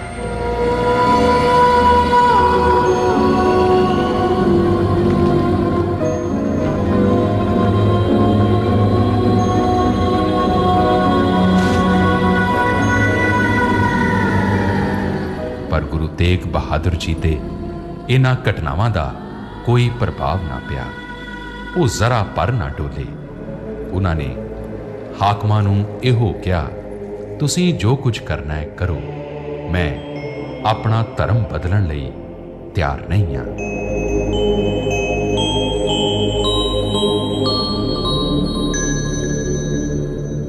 ਜਦ ਗੁਰੂ ਜੀ ਕਿਸੇ ਵੀ ਤਰ੍ਹਾਂ ਨਾ ਮੰਨੇ ਤਾਂ ਉਹਨਾਂ ਨੂੰ ਦਿੱਲੀ ਦੇ ਚਾਂਦਨੀ ਚੌਕ ਵਿੱਚ ਲਿਆ ਕੇ ਸੀਸ ਧੜ ਨਾਲੋਂ ਵੱਖ ਕਰਕੇ ਸ਼ਹੀਦ ਕਰ ਦਿੱਤਾ ਗਿਆ।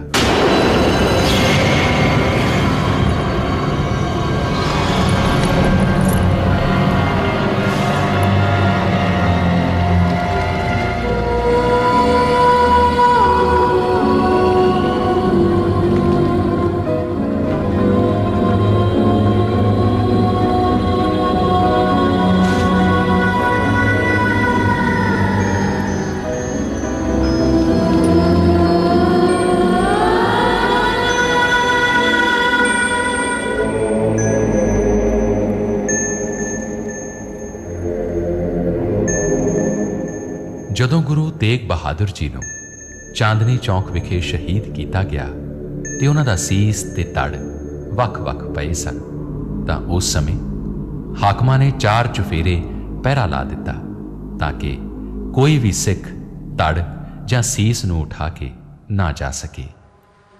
ਕਈ ਸਿੱਖ ਇਹ ਕੌਤਕ ਵੇਖ ਅਤੀ ਦੁਖੀ ਸਨ, ਪਰ ਇਹਨੇ ਪਹਿਰੇ ਵਿੱਚ ਸੀਸ ਨੂੰ ਚੁੱਕਣ ਦਾ ਕਿਸੇ ਦਾ ਦਾਅ ਨਹੀਂ ਸੀ ਲੱਗ ਰਿਹਾ।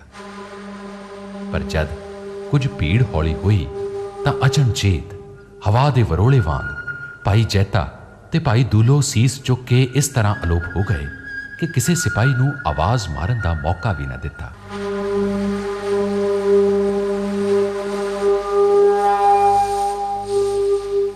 ਕੁਝ ਸਮੇਂ ਬਾਅਦ ਜਦ ਉਹਨਾਂ ਨੇ ਸੀਸ ਨਾ ਵੇਖਿਆ ਤੇ 4 ਚੁਫੇਰੇ ਸਿਪਾਹੀ ਭਿਜਵਾਏ, ਉਸ ਸਮੇਂ ਤੱਕ ਭਾਈ ਜੈਤਾ ਤੇ ਦੂਲੋ ਦਿੱਲੀ ਵਿੱਚੋਂ ਨਿਕਲ ਚੁੱਕੇ ਸਨ। 2 ਦਿਨ ਤੇ 2 ਰਾਤ ਸਫ਼ਰ ਕਰਦੇ ਉਹ ਕੀਰਤਪੁਰ ਸਾਹਿਬ ਪਹੁੰਚੇ। ਉੱਥੇ ਜਾ ਕੇ ਉਹਨਾਂ ਨੇ ਸਾਰਾ ਸਮਾਚਾਰ ਅਨੰਦਪੁਰ ਸਾਹਿਬ ਭੇਜਿਆ अगले दिन जदों सीस लैके आनंदपुर साहब पहुंचे तां बाला गुरु, माता जी ते होर सिख संगतां अगे वध के सीस लैण आईयां।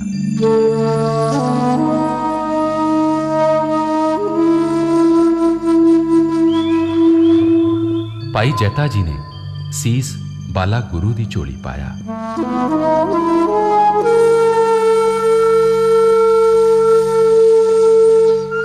बाला प्रीतम बड़े दृढ़ ते अडोल रहे। उन्होंने भाई जैता ते भाई दूलो नूं थापड़ा दिता ते उन्हां दी दलेरी दी उपमा कीती। गुरु साहब दे सीस दा आनंदपुर साहब विखे संस्कार कर दिता गया।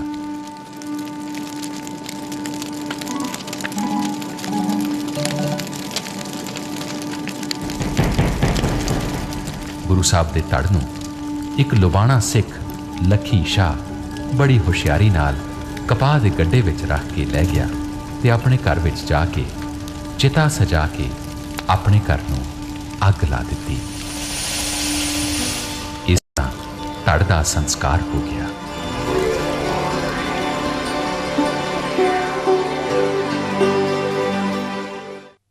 सीस वारिया धर्म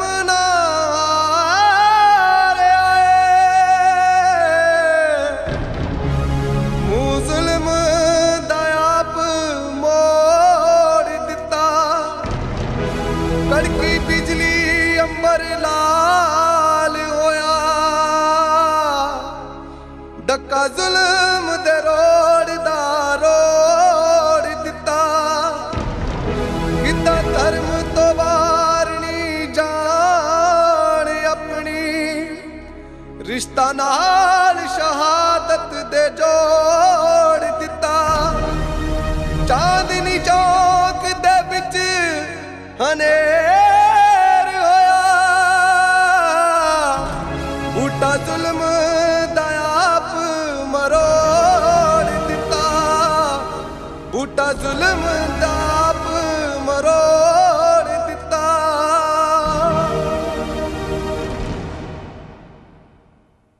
गुरु गोबिंद सिंह जी 11 नवंबर सन 1675 ईस्वी नूं आनंदपुर साहब विखे गुरगद्दी ते विराजमान होए।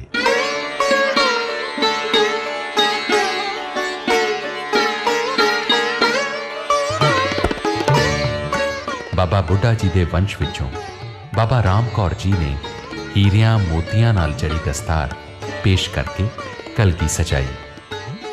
गुरु गद्दी ते बैठदियां ही गुरु जी ने यह अनुभव किया कि हुण जुल्म दे सामने सिर निवाउण दा समां लंघ गया है। इस जुल्म ते अत्याचार दा हुण डट के मुकाबला करना पएगा। जद दिल्ली विच जालमा ने गुरु तेग बहादुर जी नूं शहीद कीता सी तां कोई भी सूरमा सीस ते धड़ चुकण नूं तैयार नहीं सी होया। जिहड़े कट्टड़ सिख भी सन वो भी सिख होण तों मुकर गए सन। गुरु साहब ने हुणे सोचिया कि हुण एक ऐसी कौम तैयार की जावे जिहड़ी जुल्म दा खिड़े मत्थे मुकाबला करे ते कुर्बानी करन तों कदे भी पिछे ना हटे। उन्होंने यह भी विचार बनाया कि सिखां दा ऐसा रूप बना दिता जाए कि वह लखां विचों खलोते भी पछाणे जा सकन। गुरगद्दी ते बैठदियां ही गुरु साहब ने अगे पिछे तक्या कि हुण उन्हां नूं की करना चाहिए। जिस कारज लई वो इस संसार विच आए सन उस कारज नूं संपूर्ण करन लई हुण तों उपाਅ आरंभ करने जरूरी सन। इसलिए उन्होंने 3 कारजां वल ध्यान देना आरंभ किया। सब तो पहला उन्हां अपना मन तन ते तन पढ़ाई विच ला दिता।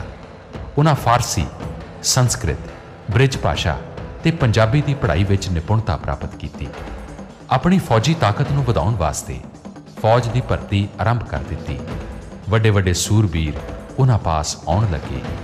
तीजा काम सी सैनिक सिखलाई दा। इस वास्ते उन्होंने तजर्बेकार योद्धियां नूं सिखलाई ते ला दिता।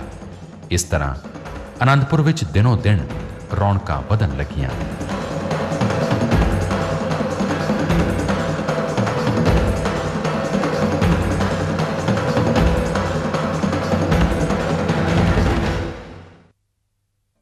गुरु जी ने यह पक्का मन बना लिया सी कि जुल्म दा टाकरा तलवार नाल ही करना है।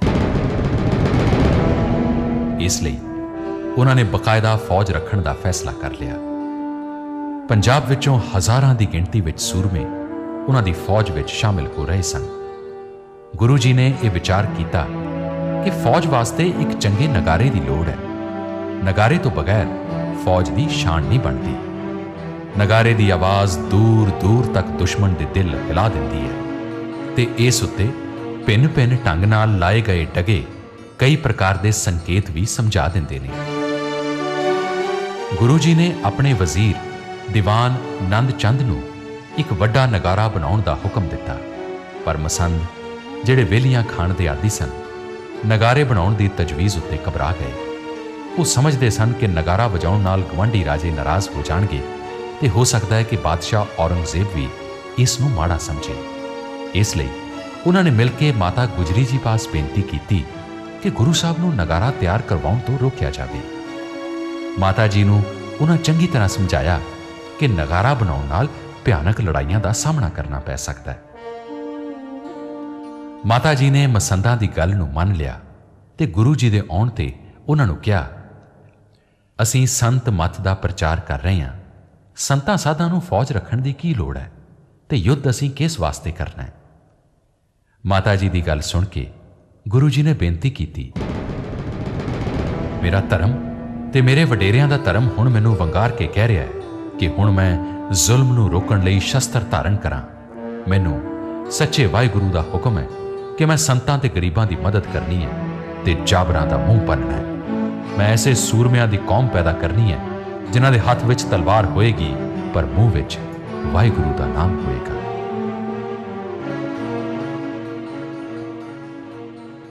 माता जी गुरु साहब दी दृढ़ता नूं वेख के चुप रहे ते गुरु जी ने एक सुंदर नगारा तैयार करवाया।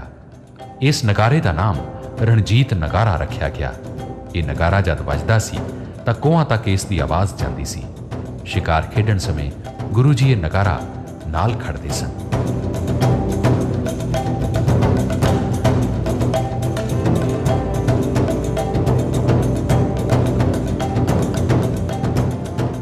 सिरमौर दा राजा मेदनी प्रकाश सी। उसका श्रीनगर के राजे फतेह चंद नाल काफ़ी समय तो वैर चलिया आ रहा सी।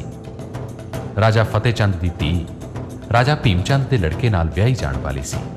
इस करके राजा फतेह चंद की ताकत विच होर भी वाधा हो जाना सी। जदों तो रणजीत नगारा तैयार होया सी, राजा भीमचंद गुरु साहब नाल ईरखा रखदा सी। वो गुरु साहब नूं अपनी प्रजा समझदा सी ते अपने लड़के दे विआह वास्ते उस प्रशादी हाथी की मंग की सी जिस नूं गुरु साहब ने देण तो इनकार कर दिता सी। राजा मेदनी प्रकाश नूं उसके वजीरां ने सलाह दी कि जे वो अपने राज नूं बचाउणा चाहुंदे ने तां वो गुरु गोबिंद राय जी नूं अपने पास बुला लैण। गुरु जी ताकत विच सारियां राजियां उत्तों भारी सन। उन्हां दे पिछे सारे पंजाब ते होर सूबियां दे सिख जाना वारन नूं तैयार सन। मेदनी प्रकाश ने एक अकलमंद वजीर नूं गुरु जी पास आनंदपुर भेजिया। उस वजीर ने गुरु जी पास बेनती की, महाराज साढ़े देश विच कुदरती नज़ारे दिल नूं मोह लैण वाले ने। शिकार बेअंत है ते तुहाडे श्रद्धालु राजा मेदनी प्रकाश ते उन्हां दा परिवार तुहाडे दर्शनां नूं लोच रहे ने। इसलिए उन्हां ते किरपा करो। गुरु जी शिकार दे बहुत शौकीन सन। उस मनमोहणे इलाके विच जाण लई उन्हां नूं कोई इतराज़ नहीं सी। उन्हां अपने वजीर नंद चंद, मामा किरपाल चंद, माता गुजरी जी ते होर वजीरां नाल सलाह कीती ते नाहन जाण दीआं तैयारियां कर दित्तियां। नाहन पहुंचण ते राजा मेदनी प्रकाश ने उन्हां दा बड़ा निघा स्वागत किया। गुरु जी ने नाहन पहुंच के पहला काम यह किया कि राजा मेदनी प्रकाश ते राजा फतेह चंद की सुलह करवा दी ते राजा फतेह चंद ने राजा मेदनी प्रकाश का जिहड़ा इलाका जबरदस्ती मलिया सी वो वापस कर दिता। राजा मेदनी प्रकाश इस गल तो बहुत प्रभावित होया। उसने गुरु जी पास बेनती की कि वो उस दे इलाके विच रह के ही लोकां नूं निहाल करन। गुरु जी ने राजा मेदनी प्रकाश की बेनती नूं मन के नाहन रियासत विच ठहरना मन लिया। गुरु जी ने अपने निवास वास्ते जमुना दरिया के कंढे उत्ते एक रमणीक स्थान की चोण की। उत्थे उस समय एक पुराना नगर वसदा सी जिसका नाम पौंटा सी। उन्होंने इस नगर नूं सुंदर बनाउण दा विचार बनाया ਜਮਨਾ ਦਰਿਆ ਜਦ ਪਹਾੜਾਂ ਵਿੱਚੋਂ ਵੱਲ ਵਲੇਵੇਂ ਖਾ ਕੇ ਮੈਦਾਨੀ ਇਲਾਕੇ ਵਿੱਚ ਆ ਕੇ ਨਿਕਲਦਾ ਹੈ ਤਾਂ ਇੱਕ ਸੁੰਦਰ ਨਜ਼ਾਰਾ ਪੇਸ਼ ਕਰਦਾ ਹੈ।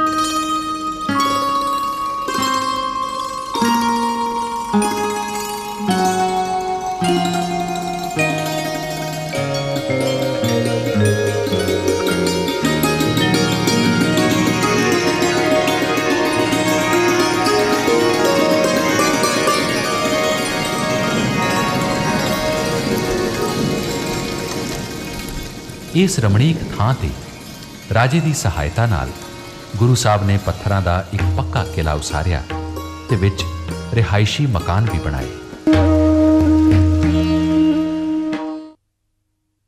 ਸੈਯਦ ਬੁੱਧੂ ਸ਼ਾਹ ਸਡੌਰੇ ਦੇ ਰਹਿਣ ਵਾਲੇ ਸਨ। ਉਹ ਖੁੱਲ੍ਹੇ ਖਿਆਲਾਂ ਦੇ ਸੂਫੀ ਫਕੀਰ ਸਨ ਤੇ ਉਹਨਾਂ ਦੇ ਸਾਹਮਣੇ ਹਿੰਦੂ ਮੁਸਲਮਾਨ ਬਰਾਬਰ ਸਨ। ਉਹਨਾਂ ਪਾਸ ਇੱਕ ਬਹੁਤ ਵੱਡੀ ਜਗੀਰ ਸੀ ਤੇ ਹਜ਼ਾਰਾਂ ਹੀ ਚੇਲੇ ਉਹਨਾਂ ਦੀ ਸੇਵਾ ਵਿੱਚ ਹਾਜ਼ਰ ਰਹਿੰਦੇ ਸਨ। ਜਗੀਰ ਦੀ ਆਮਦਨ ਤੋਂ ਉਹ ਹਰ ਸਮੇਂ ਹਿੰਦੂਆਂ ਤੇ ਮੁਸਲਮਾਨਾਂ ਵਾਸਤੇ ਖੁੱਲ੍ਹੇ ਲੰਗਰ ਲਾ ਛੱਡਦੇ ਸਨ।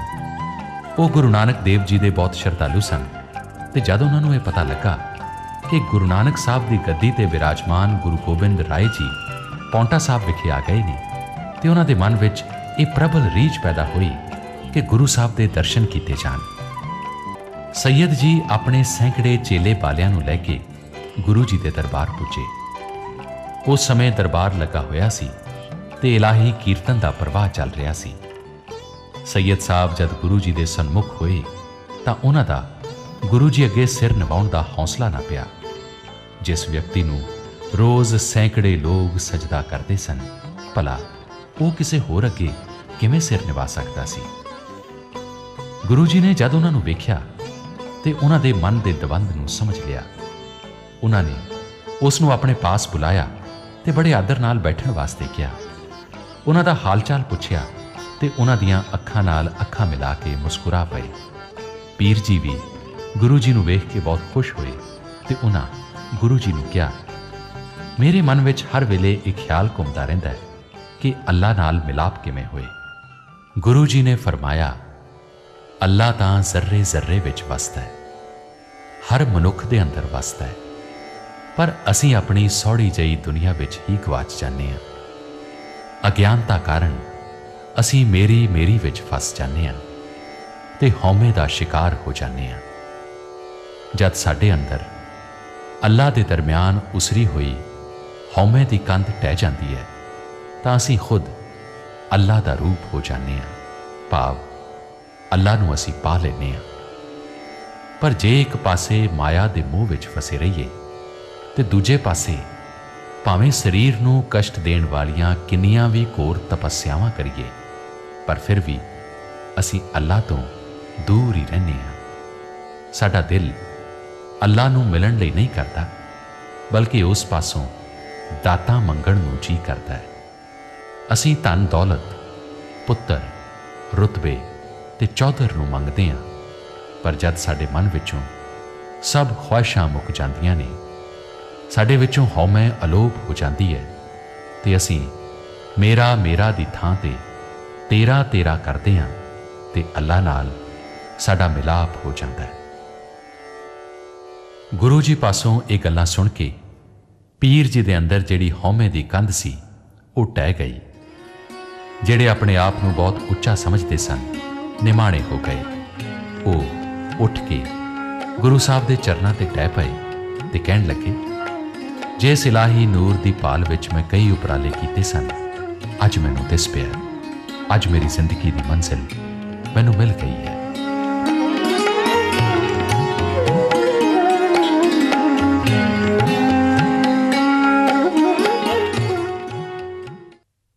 ਰਾਜਾ ਭੀਮ ਚੰਦ ਤਾਂ ਗੁਰੂ ਜੀ ਨੂੰ ਆਪਣਾ ਵੈਰੀ ਸਮਝਦਾ ਸੀ ਤੇ ਇਹ ਚਾਹੁੰਦਾ ਸੀ ਕਿ ਗੁਰੂ ਜੀ ਨੂੰ ਪਹਾੜਾਂ ਵਿੱਚੋਂ ਕੱਢ ਦਿੱਤਾ ਜਾਵੇ। ਰਾਜੇ ਭੀਮ ਚੰਦ ਦੇ ਲੜਕੇ ਦੀ ਰਾਜੇ ਫਤਿਹ ਚੰਦ ਦੀ ਲੜਕੀ ਨਾਲ ਸਗਾਈ ਹੋਈ ਸੀ। ਵਿਆਹ ਦੇ ਸਮੇਂ ਜਦ ਸਾਰੇ ਰਾਜੇ ਇਕੱਠੇ ਹੋਏ ਤਾਂ ਉਹਨਾਂ ਇਹ ਸਲਾਹ ਕੀਤੀ ਕਿ ਵਿਆਹ ਤੋਂ ਪਹਿਲਾਂ ਲੜਾਈ ਕਰਨੀ ਉਚਿਤ ਨਹੀਂ, ਪਰ ਵਿਆਹ ਤੋਂ ਬਾਅਦ ਆਉਂਦੇ ਸਮੇਂ ਸਾਰੇ ਮਿਲ ਕੇ ਲੜਾਈ ਕਰਨ। ਭੀਮ ਚੰਦ ਇੱਕ ਵੱਡੀ ਫੌਜ ਲੈ ਕੇ ਆਪਣੇ ਲੜਕੇ ਨੂੰ ਵਿਆਹੁਣ ਵਾਸਤੇ ਚੱਲ ਪਿਆ, ਪਰ ਫਤਿਹ ਚੰਦ ਦੀ ਰਿਆਸਤ ਨੂੰ ਜਿਹੜਾ ਸਿੱਧਾ ਰਾਹ ਜਾਂਦਾ ਸੀ ਉਹ ਪੌਂਟਾ ਸਾਹਿਬ ਵਿੱਚੋਂ ਹੀ ਜਾਂਦਾ ਸੀ। ਉਹਨਾਂ ਗੁਰੂ ਜੀ ਪਾਸੋਂ ਰਾਹ ਮੰਗਿਆ, ਪਰ ਗੁਰੂ ਜੀ ਪਹਾੜੀ ਰਾਜਿਆਂ ਦੀ ਨੀਤੀ ਨੂੰ ਸਮਝਦੇ ਸਨ। ਉਹਨਾਂ ਲਾੜੇ ਤੇ ਪੁਰੋਹਿਤ ਨੂੰ ਤਾਂ ਰਾਹ ਦੇ ਦਿੱਤਾ, ਪਰ ਜੰਝ ਨੂੰ ਲੰਮੇ ਰਾਹ ਜਾਣ ਵਾਸਤੇ ਕਿਹਾ। ਭੀਮ ਚੰਦ ਤੇ ਉਸ ਦੇ ਸਾਥੀ ਰਾਜੇ ਇਸ ਗੱਲ ਤੇ ਬੜੇ ਨਾਰਾਜ਼ ਹੋਏ ਤੇ ਵਿਆਹ ਤੋਂ ਬਾਅਦ ਉਹਨਾਂ ਨੇ ਗੁਰੂ ਸਾਹਿਬ ਤੇ ਹਮਲਾ ਕਰਨ ਦੀ ਪੂਰੀ ਯੋਜਨਾ ਬਣਾ ਲਈ। ਜਿਵੇਂ ਉਮੀਦ ਸੀ, ਭੀਮ ਚੰਦ ਨੇ ਆਪਣੇ ਰਾਜਿਆਂ ਤੇ ਪਠਾਨਾਂ ਦੀ ਫੌਜ ਲੈ ਕੇ ਗੁਰੂ ਸਾਹਿਬ ਦੀਆਂ ਫੌਜਾਂ ਤੇ ਹਮਲਾ ਬੋਲ ਦਿੱਤਾ।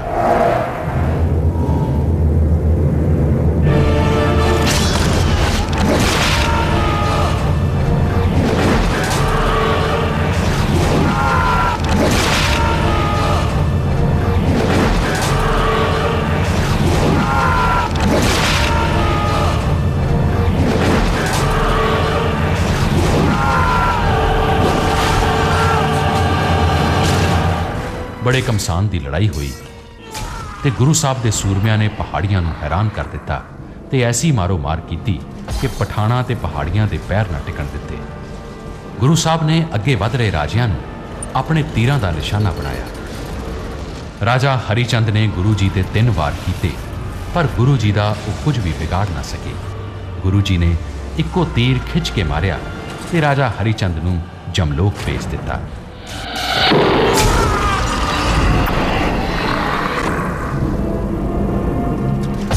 ਪਹਾੜੀਆਂ ਨੇ ਜਦ ਵੇਖਿਆ ਕਿ ਉਹਨਾਂ ਦੇ ਆਗੂ ਮਾਰੇ ਗਏ ਨੇ ਤਾਂ ਉਹਨਾਂ ਨੂੰ ਭੱਜਦਿਆਂ ਨੂੰ ਰਾਹ ਨਾ ਲੱਭਾ।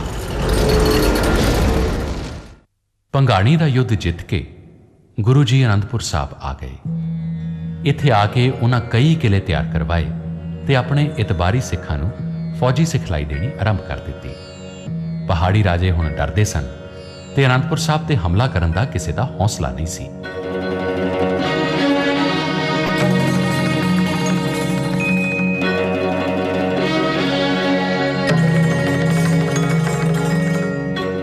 ਉਹਨਾਂ ਦਿਨਾਂ ਵਿੱਚ ਹੀ ਜੰਮੂ ਦੇ ਹਾਕਮ ਮੀਆਂ ਖਾਨ ਨੂੰ ਦਿੱਲੀ ਵੱਲੋਂ ਇਹ ਆਦੇਸ਼ ਹੋਇਆ ਕਿ ਉਹ ਪਹਾੜੀ ਰਾਜਿਆਂ ਤੋਂ ਖਿਰਾਜ ਉਗਰਾ ਕੇ ਭੇਜੇ।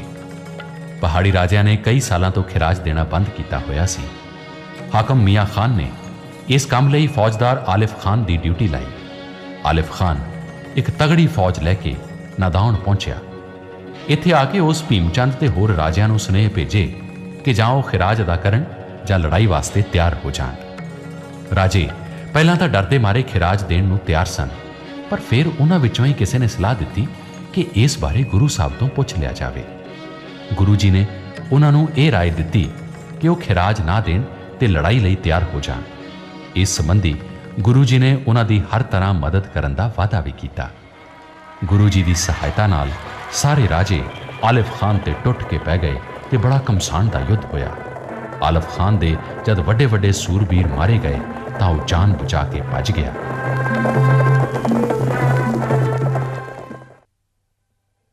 ਪਹਾੜੀ ਰਾਜੇ ਇਸ ਜਿੱਤ ਤੇ ਬਹੁਤ ਖੁਸ਼ ਹੋਏ।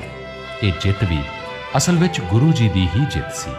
ਗੁਰੂ ਸਾਹਿਬ ਨੇ ਉਹਨਾਂ ਨੂੰ ਸਮਝਾਇਆ ਕਿ ਜੇ ਉਹ ਇਕੱਠੇ ਹੋ ਕੇ ਰਹਿਣਗੇ ਤਾਂ ਉਹ ਭਾਰੀ ਤੋਂ ਭਾਰੀ ਫੌਜ ਨੂੰ ਭਾਂਜ ਦੇ ਸਕਦੇ ਨੇ।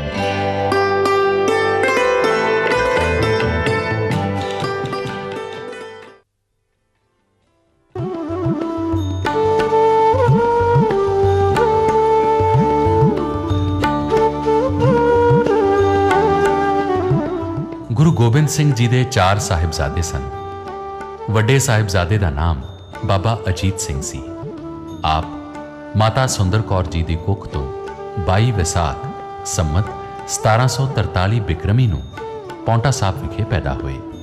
ਦੱਸਦੇ ਨੇ ਕਿ ਜਦ ਗੁਰੂ ਜੀ ਭੰਗਾਣੀ ਦਾ ਯੁੱਧ ਜਿੱਤ ਕੇ ਵਾਪਸ ਪੌਂਟਾ ਸਾਹਿਬ ਆਏ ਸਨ ਤਾਂ ਉਸ ਸਮੇਂ ਸਾਹਿਬਜ਼ਾਦੇ ਨੇ ਜਨਮ ਧਾਰਿਆ ਸੀ। ਜਿੱਤ ਦੀ ਖੁਸ਼ੀ ਵਿੱਚ ਗੁਰੂ ਸਾਹਿਬ ਨੇ ਬੱਚੇ ਦਾ ਨਾਮ ਅਜੀਤ ਰੱਖਿਆ। ਦੂਸਰੇ ਸਾਹਿਬਜ਼ਾਦੇ ਬਾਬਾ ਜੁਝਾਰ ਸਿੰਘ ਜੀ ਸਨ। ਆਪ ਮਾਤਾ ਅਜੀਤ ਕੌਰ ਦੇ ਗ੍ਰਹਿ 14 ਅੱਸੂ ਸੰਮਤ 1747 1690 ਈਸਵੀ ਨੂੰ ਪੈਦਾ ਹੋਏ।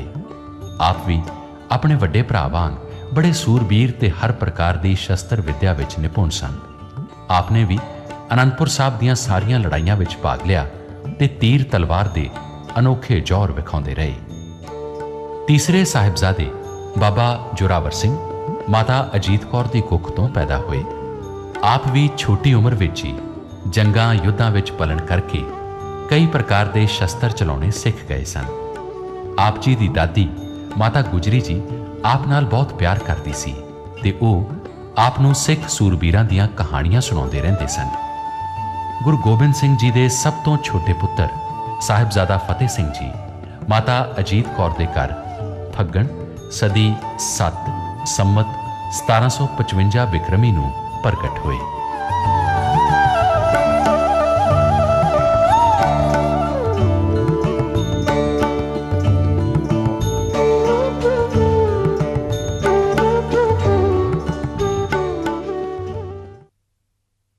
ਸੰਮਤ 1756 ਦੀ ਵਿਸਾਖੀ ਤੋਂ ਕਾਫੀ ਸਮਾਂ ਪਹਿਲਾਂ ਗੁਰੂ ਸਾਹਿਬ ਨੇ ਸਾਰੇ ਹਿੰਦੁਸਤਾਨ ਤੇ ਹੋਰ ਕਾਬਲ ਕੰਧਾਰ ਦੇਸਾਂ ਵਿੱਚ ਇਹ ਸੁਨੇਹੇ ਭੇਜੇ ਕਿ ਇਸ ਵਾਰ ਵਿਸਾਖੀ ਤੇ ਮੌਕੇ ਸਭ ਸੰਗਤਾਂ ਹੁਮ-ਹੁਮਾ ਕੇ ਪਹੁੰਚਣ।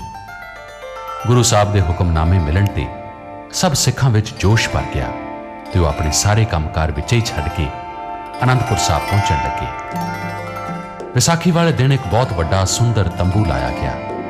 ਗੁਰੂ ਸਾਹਿਬ ਦੇ ਤਖਤ ਦੇ ਪਿੱਛੇ ਇੱਕ ਛੋਟਾ ਪਰ ਕੀਮਤੀ ਤੰਬੂ ਲਾਇਆ ਗਿਆ। ਸਾਰੀ ਸਿੱਖ ਸੰਗਤ ਦਰਬਾਰ ਵਿੱਚ ਆ ਕੇ ਬੈਠ ਰਹੀ ਸੀ।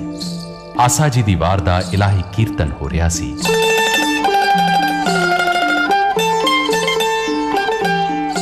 ਸਾਰੀ ਸੰਗਤ ਦੀਆਂ ਅੱਖਾਂ ਗੁਰੂ ਸਾਹਿਬ ਦੇ ਦੀਦਾਰ ਦੀ ਤਾਂਘ ਵਿੱਚ ਟਿਕੀਆਂ ਸਨ। ਜਦ ਆਸਾ ਜੀ ਦੀ ਵਾਰ ਦਾ ਭੋਗ ਪੈ ਗਿਆ ਤਾਂ ਗੁਰੂ ਜੀ ਉਸ ਛੋਟੇ ਤੰਬੂ ਵਿੱਚੋਂ ਨਿਕਲ ਕੇ ਸੰਗਤ ਦੇ ਸਨਮੁਖ ਆਏ। ਪਰ ਦਰਸ਼ਨ ਕਰਕੇ ਸਾਰੀ ਸੰਗਤ ਹੈਰਾਨ ਰਹਿ ਗਈ। ਅੱਜ ਗੁਰੂ ਸਾਹਿਬ ਦੇ ਚਿਹਰੇ ਤੇ ਇੱਕ ਅਨੋਖਾ ਹੀ ਜਲਾਲ ਸੀ। ਉਹਨਾਂ ਦੀਆਂ ਅੱਖਾਂ ਜਵਾਲਾ ਵਾਂਗ ਭਖ ਰਹੀਆਂ ਸਨ ਤੇ ਚਿਹਰੇ ਉੱਤੇ ਕੋਈ ਵੱਖਰਾ ਹੀ ਇਲਾਹੀ ਨੂਰ ਸੀ। ਉਹਨਾਂ ਦੇ ਹੱਥ ਵਿੱਚ ਫੜੀ ਚੰਡੀ ਰੂਪੀ ਤਲਵਾਰ ਬਿਜਲੀ ਵਾਂਗ ਚਮਕ ਰਹੀ ਸੀ। ਆਪਣੇ ਤਖਤ ਤੇ ਬੈਠਣ ਦੀ ਬਜਾਏ ਖੜੇ ਹੋ ਕੇ ਤਲਵਾਰ ਨੂੰ ਸਾਰੇ ਜੋਸ਼ ਨਾਲ ਹਵਾ ਵਿੱਚ ਘੁਮਾ ਕੇ ਤੇ ਗਰਜਵੀਂ ਆਵਾਜ਼ ਵਿੱਚ ਉਹ ਬੋਲੇ, ਇਹ ਭਗੌਤੀ ਸਦਾ ਹੀ ਸੀਸ ਮੰਗਦੀ ਹੈ। ਅੱਜ ਇਸ ਨੂੰ ਇੱਕ ਪਿਆਰੇ ਸਿੱਖ ਦੇ ਸਿਰ ਦੀ ਲੋੜ ਹੈ। ਕੀ ਤੁਹਾਡੇ ਵਿੱਚੋਂ ਕੋਈ ਐਸਾ ਸਿੱਖ ਹੈ ਜੋ ਆਪਣੇ ਗੁਰੂ ਨੂੰ ਸੀਸ ਭੇਂਟ ਕਰ ਸਕੇ? ਗੁਰੂ ਜੀ ਦਾ ਇਹ ਹੁਕਮ ਸੁਣ ਕੇ ਸਾਰੇ ਦਰਬਾਰ ਵਿੱਚ ਚੁੱਪ ਛਾ ਗਈ। ਸਾਰੇ ਜਾਣਦੇ ਸਨ ਕਿ ਗੁਰੂ ਜੀ ਸਿੱਖਾਂ ਦੇ ਸਿਰਾਂ ਦੀ ਰੱਖਿਆ ਕਰਦੇ ਸਨ, ਪਰ ਉਹਨਾਂ ਵੱਲੋਂ ਸਿੱਖਾਂ ਦਾ ਸੀਸ ਮੰਗਣਾ ਇੱਕ ਬਿਲਕੁਲ ਅਨੋਖੀ ਤੇ ਅਨਹੋਣੀ ਗੱਲ ਸੀ। ਗੁਰੂ ਜੀ ਫੇਰ ਕੜਕ ਕੇ ਬੋਲੇ, ਇਹ ਸ੍ਰੀ ਸਾਹਿਬ ਕਿਸੇ ਪਿਆਰੇ ਸਿੱਖ ਦਾ ਸੀਸ ਮੰਗਦੀ ਹੈ ਤੁਹਾਡੇ ਵਿੱਚ ਗੁਰੂ ਦਾ ਪਿਆਰਾ ਸਿੱਖ ਜੋ ਆਪਣੇ ਗੁਰੂ ਲਈ ਸੀਸ ਭੇਂਟ ਕਰ ਸਕੇ?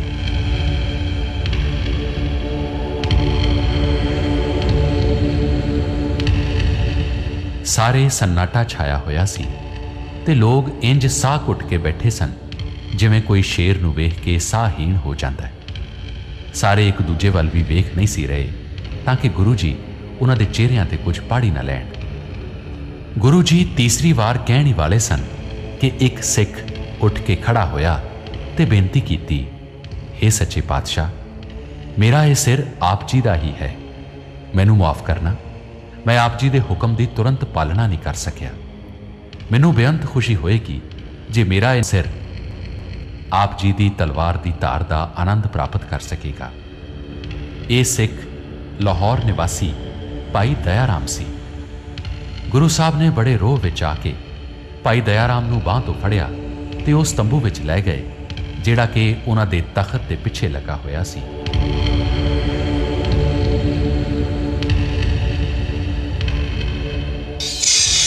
ਸਾਰੀ ਸੰਗਤ ਨੇ ਤਲਵਾਰ ਕਿਸੇ ਦੇ ਸਿਰ ਤੇ ਵੱਜਦੀ ਸੁਣੀ ਤੇ ਇੱਕ ਧੜ ਜ਼ਮੀਨ ਤੇ ਡਿੱਗਣ ਦੀ ਆਵਾਜ਼ ਵੀ ਆਈ ਤੇ ਫਿਰ ਉਹਨਾਂ ਨੇ ਤੰਬੂ ਤੋਂ ਬਾਹਰ ਲਹੂ ਦੀ ਧਾਰ ਨਿਕਲਦੀ ਵੀ ਵੇਖੀ।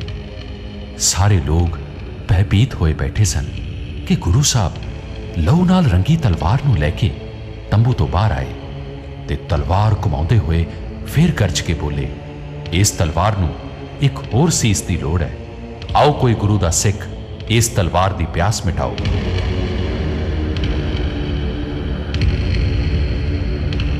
ਦਰਬਾਰ ਵਿੱਚ ਫਿਰ ਕਰੁਣਾਮਈ ਚੁੱਪ ਛਾ ਗਈ। ਪਰ ਇਸ ਵਾਰ ਦਿੱਲੀ ਤੋਂ ਆਏ ਭਾਈ ਧਰਮਚੰਦ ਨੇ ਆਪਣਾ ਸੀਸ ਭੇਂਟ ਕੀਤਾ। ਭਾਈ ਧਰਮਚੰਦ ਦਾ ਵੀ ਉਹੀ ਹਾਲ ਹੋਇਆ ਤੇ ਗੁਰੂ ਜੀ ਜਦ ਤੀਸਰੀ ਵਾਰ ਲਹੂ ਭਿੱਜੀ ਤਲਵਾਰ ਲਹਿਰਾਉਂਦੇ ਬਾਹਰ ਆਏ ਤਾਂ ਦਵਾਰਕਾ ਨਿਵਾਸੀ ਭਾਈ ਮੋਹਕਮ ਚੰਦ ਉੱਠਿਆ ਤੇ ਉਸ ਆਪਣਾ ਸੀਸ ਭੇਂਟ ਕਰਨ ਦੀ ਬੇਨਤੀ ਕੀਤੀ। जद चौथी वार गुरु जी लहू भिजी तलवार लैके बाहर आए तां बिदर निवासी भाई साहब चंद ने गुरु जी दीआं खुशियां प्राप्त करन लई अपना सिर भेंट कीता। भाई साहब चंद दा भी उही हाल होया ते गुरु साहब फिर होर जलाल विच आके कहण लगे, इस भगौती दी अजे प्यास नहीं मिटी, इसनूं एक होर सिख दे सीस दी प्यास है। उठो कोई मां दा लाल ते गुरु दीआं खुशियां प्राप्त करो। हुण गुरु साहब नूं दूजी वार कहण दा मौका नहीं मिल रहा सी। झट जगन्नाथ ते रहण वाले भाई हिम्मत राय उठ खड़े होए। वो कहण लगे, हे सच्चे पातशाह, मैथों देर हो गई है, भुल मुआफ करना। मेरा सिर आप दी तलवार दी धार नूं तरस रहा है, छेती करो ते श्री भगौती दी प्यास नूं मिटाओ। गुरु साहब उसनूं भी तंबू विच लै गए। तलवार वजन ते धड़ डिगण दा खड़ाक आया ते फिर लहू दा परनाला तंबू तो बाहर बह तुरिया। बाहर बैठे फिर सारे सिख उड़ीकण लगे कि गुरु जी नंगी तलवार लैके बाहर निकलणगे, पर काफ़ी देर उड़ीकण उत्ते गुरु जी बाहर ना आए। सारियां दियां नज़रां तंबू उत्ते लगियां सन ते इस कौतक नूं बेसबरी नाल तक रहे सन। काफ़ी समय बाद गुरु जी बाहर आए, पर सारे वेख के विस्माद ते आश्चर्यता दे समंदर विच डुब गए कि इस बार गुरु जी नंगी तलवार लैके बाहर नहीं सन निकले, बल्कि उन्हां दी तलवार मयान विच सी ते उन्हां दे नाल उन्हां वर्गा ही रूपधारी 5 होर सिख सन।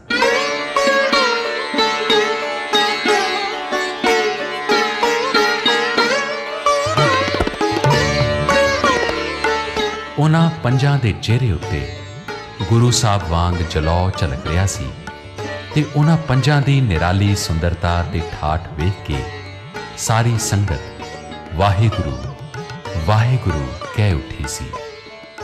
सीस भेंट करन वाले 5 सिख गुरु साहब दे तख्त पास आ खलोते। फिर गुरु साहब ने संगतां नूं उपदेश दिता ते अपने तख्त उत्ते बिराजमान हो गए। उन्हां एक सरब लोह दा बाटा मंगवाया, उस विच उत्तम जल पाया। बाटे पास बीर आसन विच बैठ के खंडा फेरन लगे ते नाल नाल बाणी दा पाठ उचारदे गए। जदों अमृत जिस विच इलाही बाणी ते गुरु जी दी आत्मिक शक्ति घुल गई तां माता साहब देवा ने इस विच पतासे पा दिते। जद ये पतासे भी पूर्ण रूप विच घुल गए तां गुरु जी बाटा लैके खड़े हो गए। उन्हां 5 प्यारियां नूं बीर आसन विच बैठण नूं किहा। बाटे दा अमृत उन्हां ने 5 सिखां नूं छकाया ते उस अमृत दे छिट्टे उन्हां दियां अखां ते शरीर ते मारे। फिर उन्हां ने अमृत नूं उन्हां दे केसां च पाया। 5 सिखां नूं अमृत छका के गुरु जी ने उन्हां नूं आदेश दिता कि वह अपने हत्थीं अमृत उन्हां नूं भी छकाउण। वो पहलां तां कुछ झिझके, पर गुरु जी ने उन्हां नूं कहा, अज तो तुसीं मेरा खास रूप हो। खालसा गुरु है ते गुरु खालसा है। अज तुसीं मेरे गुरु हो ते मैं तुहाडा चेला हाँ। फिर उन्हां 5 प्यारियां ने गुरु जी नूं अमृत छकाया। गुरु जी ने फिर फरमाया, अज तो तुसीं सारे शेर हो। अज तो तुहाडीआं सब जातां पातां खत्म हो गईआं ने। अज तो तुहाडी जात खालसा है ते तुसीं सारे ਸਿੰਘ हो।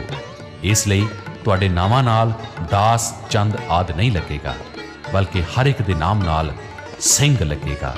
इस तरह उन्हां 5 सिखां दे नावां नाल ਸਿੰਘ ला के वो आप भी गोबिंद राय तो गुरु गोबिंद ਸਿੰਘ हो गए। बाद विच उन्हां 5 प्यारियां नूं अमृत तैयार करन लई कहा ते वो अमृत बाकी संगत नूं छकाया गया। इस तरह कुछ दिनां विच ਲੱਖਾਂ सिख अमृत छक के ਸਿੰਘ सज गए। हर एक सिख नूं उन्हां 5 ककार बख्शे ते इन्हां ककारां नूं हर समय नाल रखण दा आदेश दिता। ये 5 ककार ने केस, कंगा, कड़ा, कच्छ ते किरपान। कौतक वेख के अज दातार वाला, खुशी छा गई अज मैदान अंदर। कौम शेरां दी अज तैयार कीती, आया हौसला नवा इंसान अंदर। एक एक करके पंज सिंह साजे, खालसा पंथ दा कीता ऐलान अंदर। अमृत छक के खालसा तैयार होया, ठल पाई जिन्ना कमसान अंदर। ठल पाई जिन्ना कमसान अंदर। ठल पाई जिन्ना कमसान अंदर। जिन्हां पंजां सिखां ने गुरु जी नूं अपने सीस भेंट कीते सन, गुरु जी ने उन्हां नूं पंज प्यारे कह के सत्कारिया। ये पंज प्यारे भी सिख धर्म दे नाल ही अमर हो गए। अज किते भी अरदास होवे तां इन्हां पंजां प्यारियां नूं जरूर याद किया जाता है। इन्हां पंजां प्यारियां दा नाम चार साहिबजादियां तो भी पहलां आउंदा है।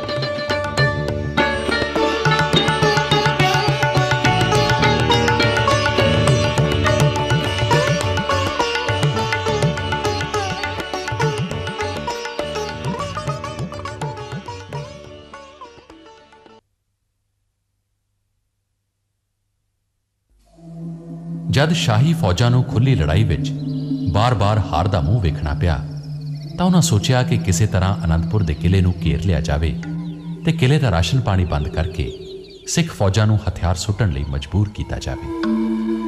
जद इह घेरा काफ़ी दिन चलदा रहा तां किले दे वसनीकां नूं काफ़ी मुसीबतां दा सामना करना पिया, पर फिर भी गुरु साहब ने किला खाली ना कीता तां हाकमां ने औरंगजेब वल्लों लिखी एक चिट्ठी गुरु साहब तक पहुंचाई।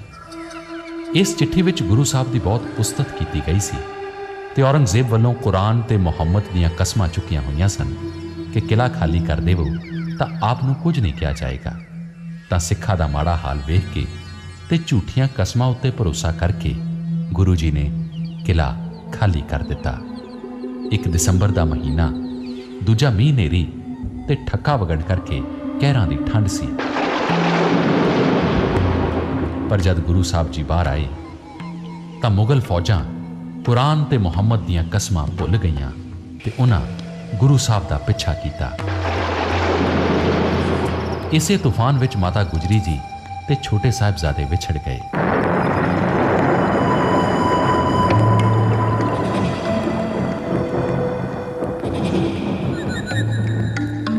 गुरु साहब साहिबजादा अजीत सिंह ते साहिबजादा जुझार सिंह ते अपने 5 प्यारियां ते इतबारी सिंघां समेत चमकौर साहब वाल चले गए।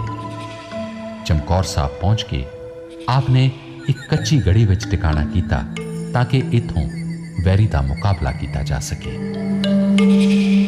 गुरु जी कच्ची गढ़ी विच मोर्चे ला के बह गए। रात पैंदियां 10 लाख के करीब शाही फौज ने गढ़ी नूं आ घेरिया। गुरु जी चोणवें ते सिर कढ़ सूरमियां नूं चुण चुण मार रहे सन।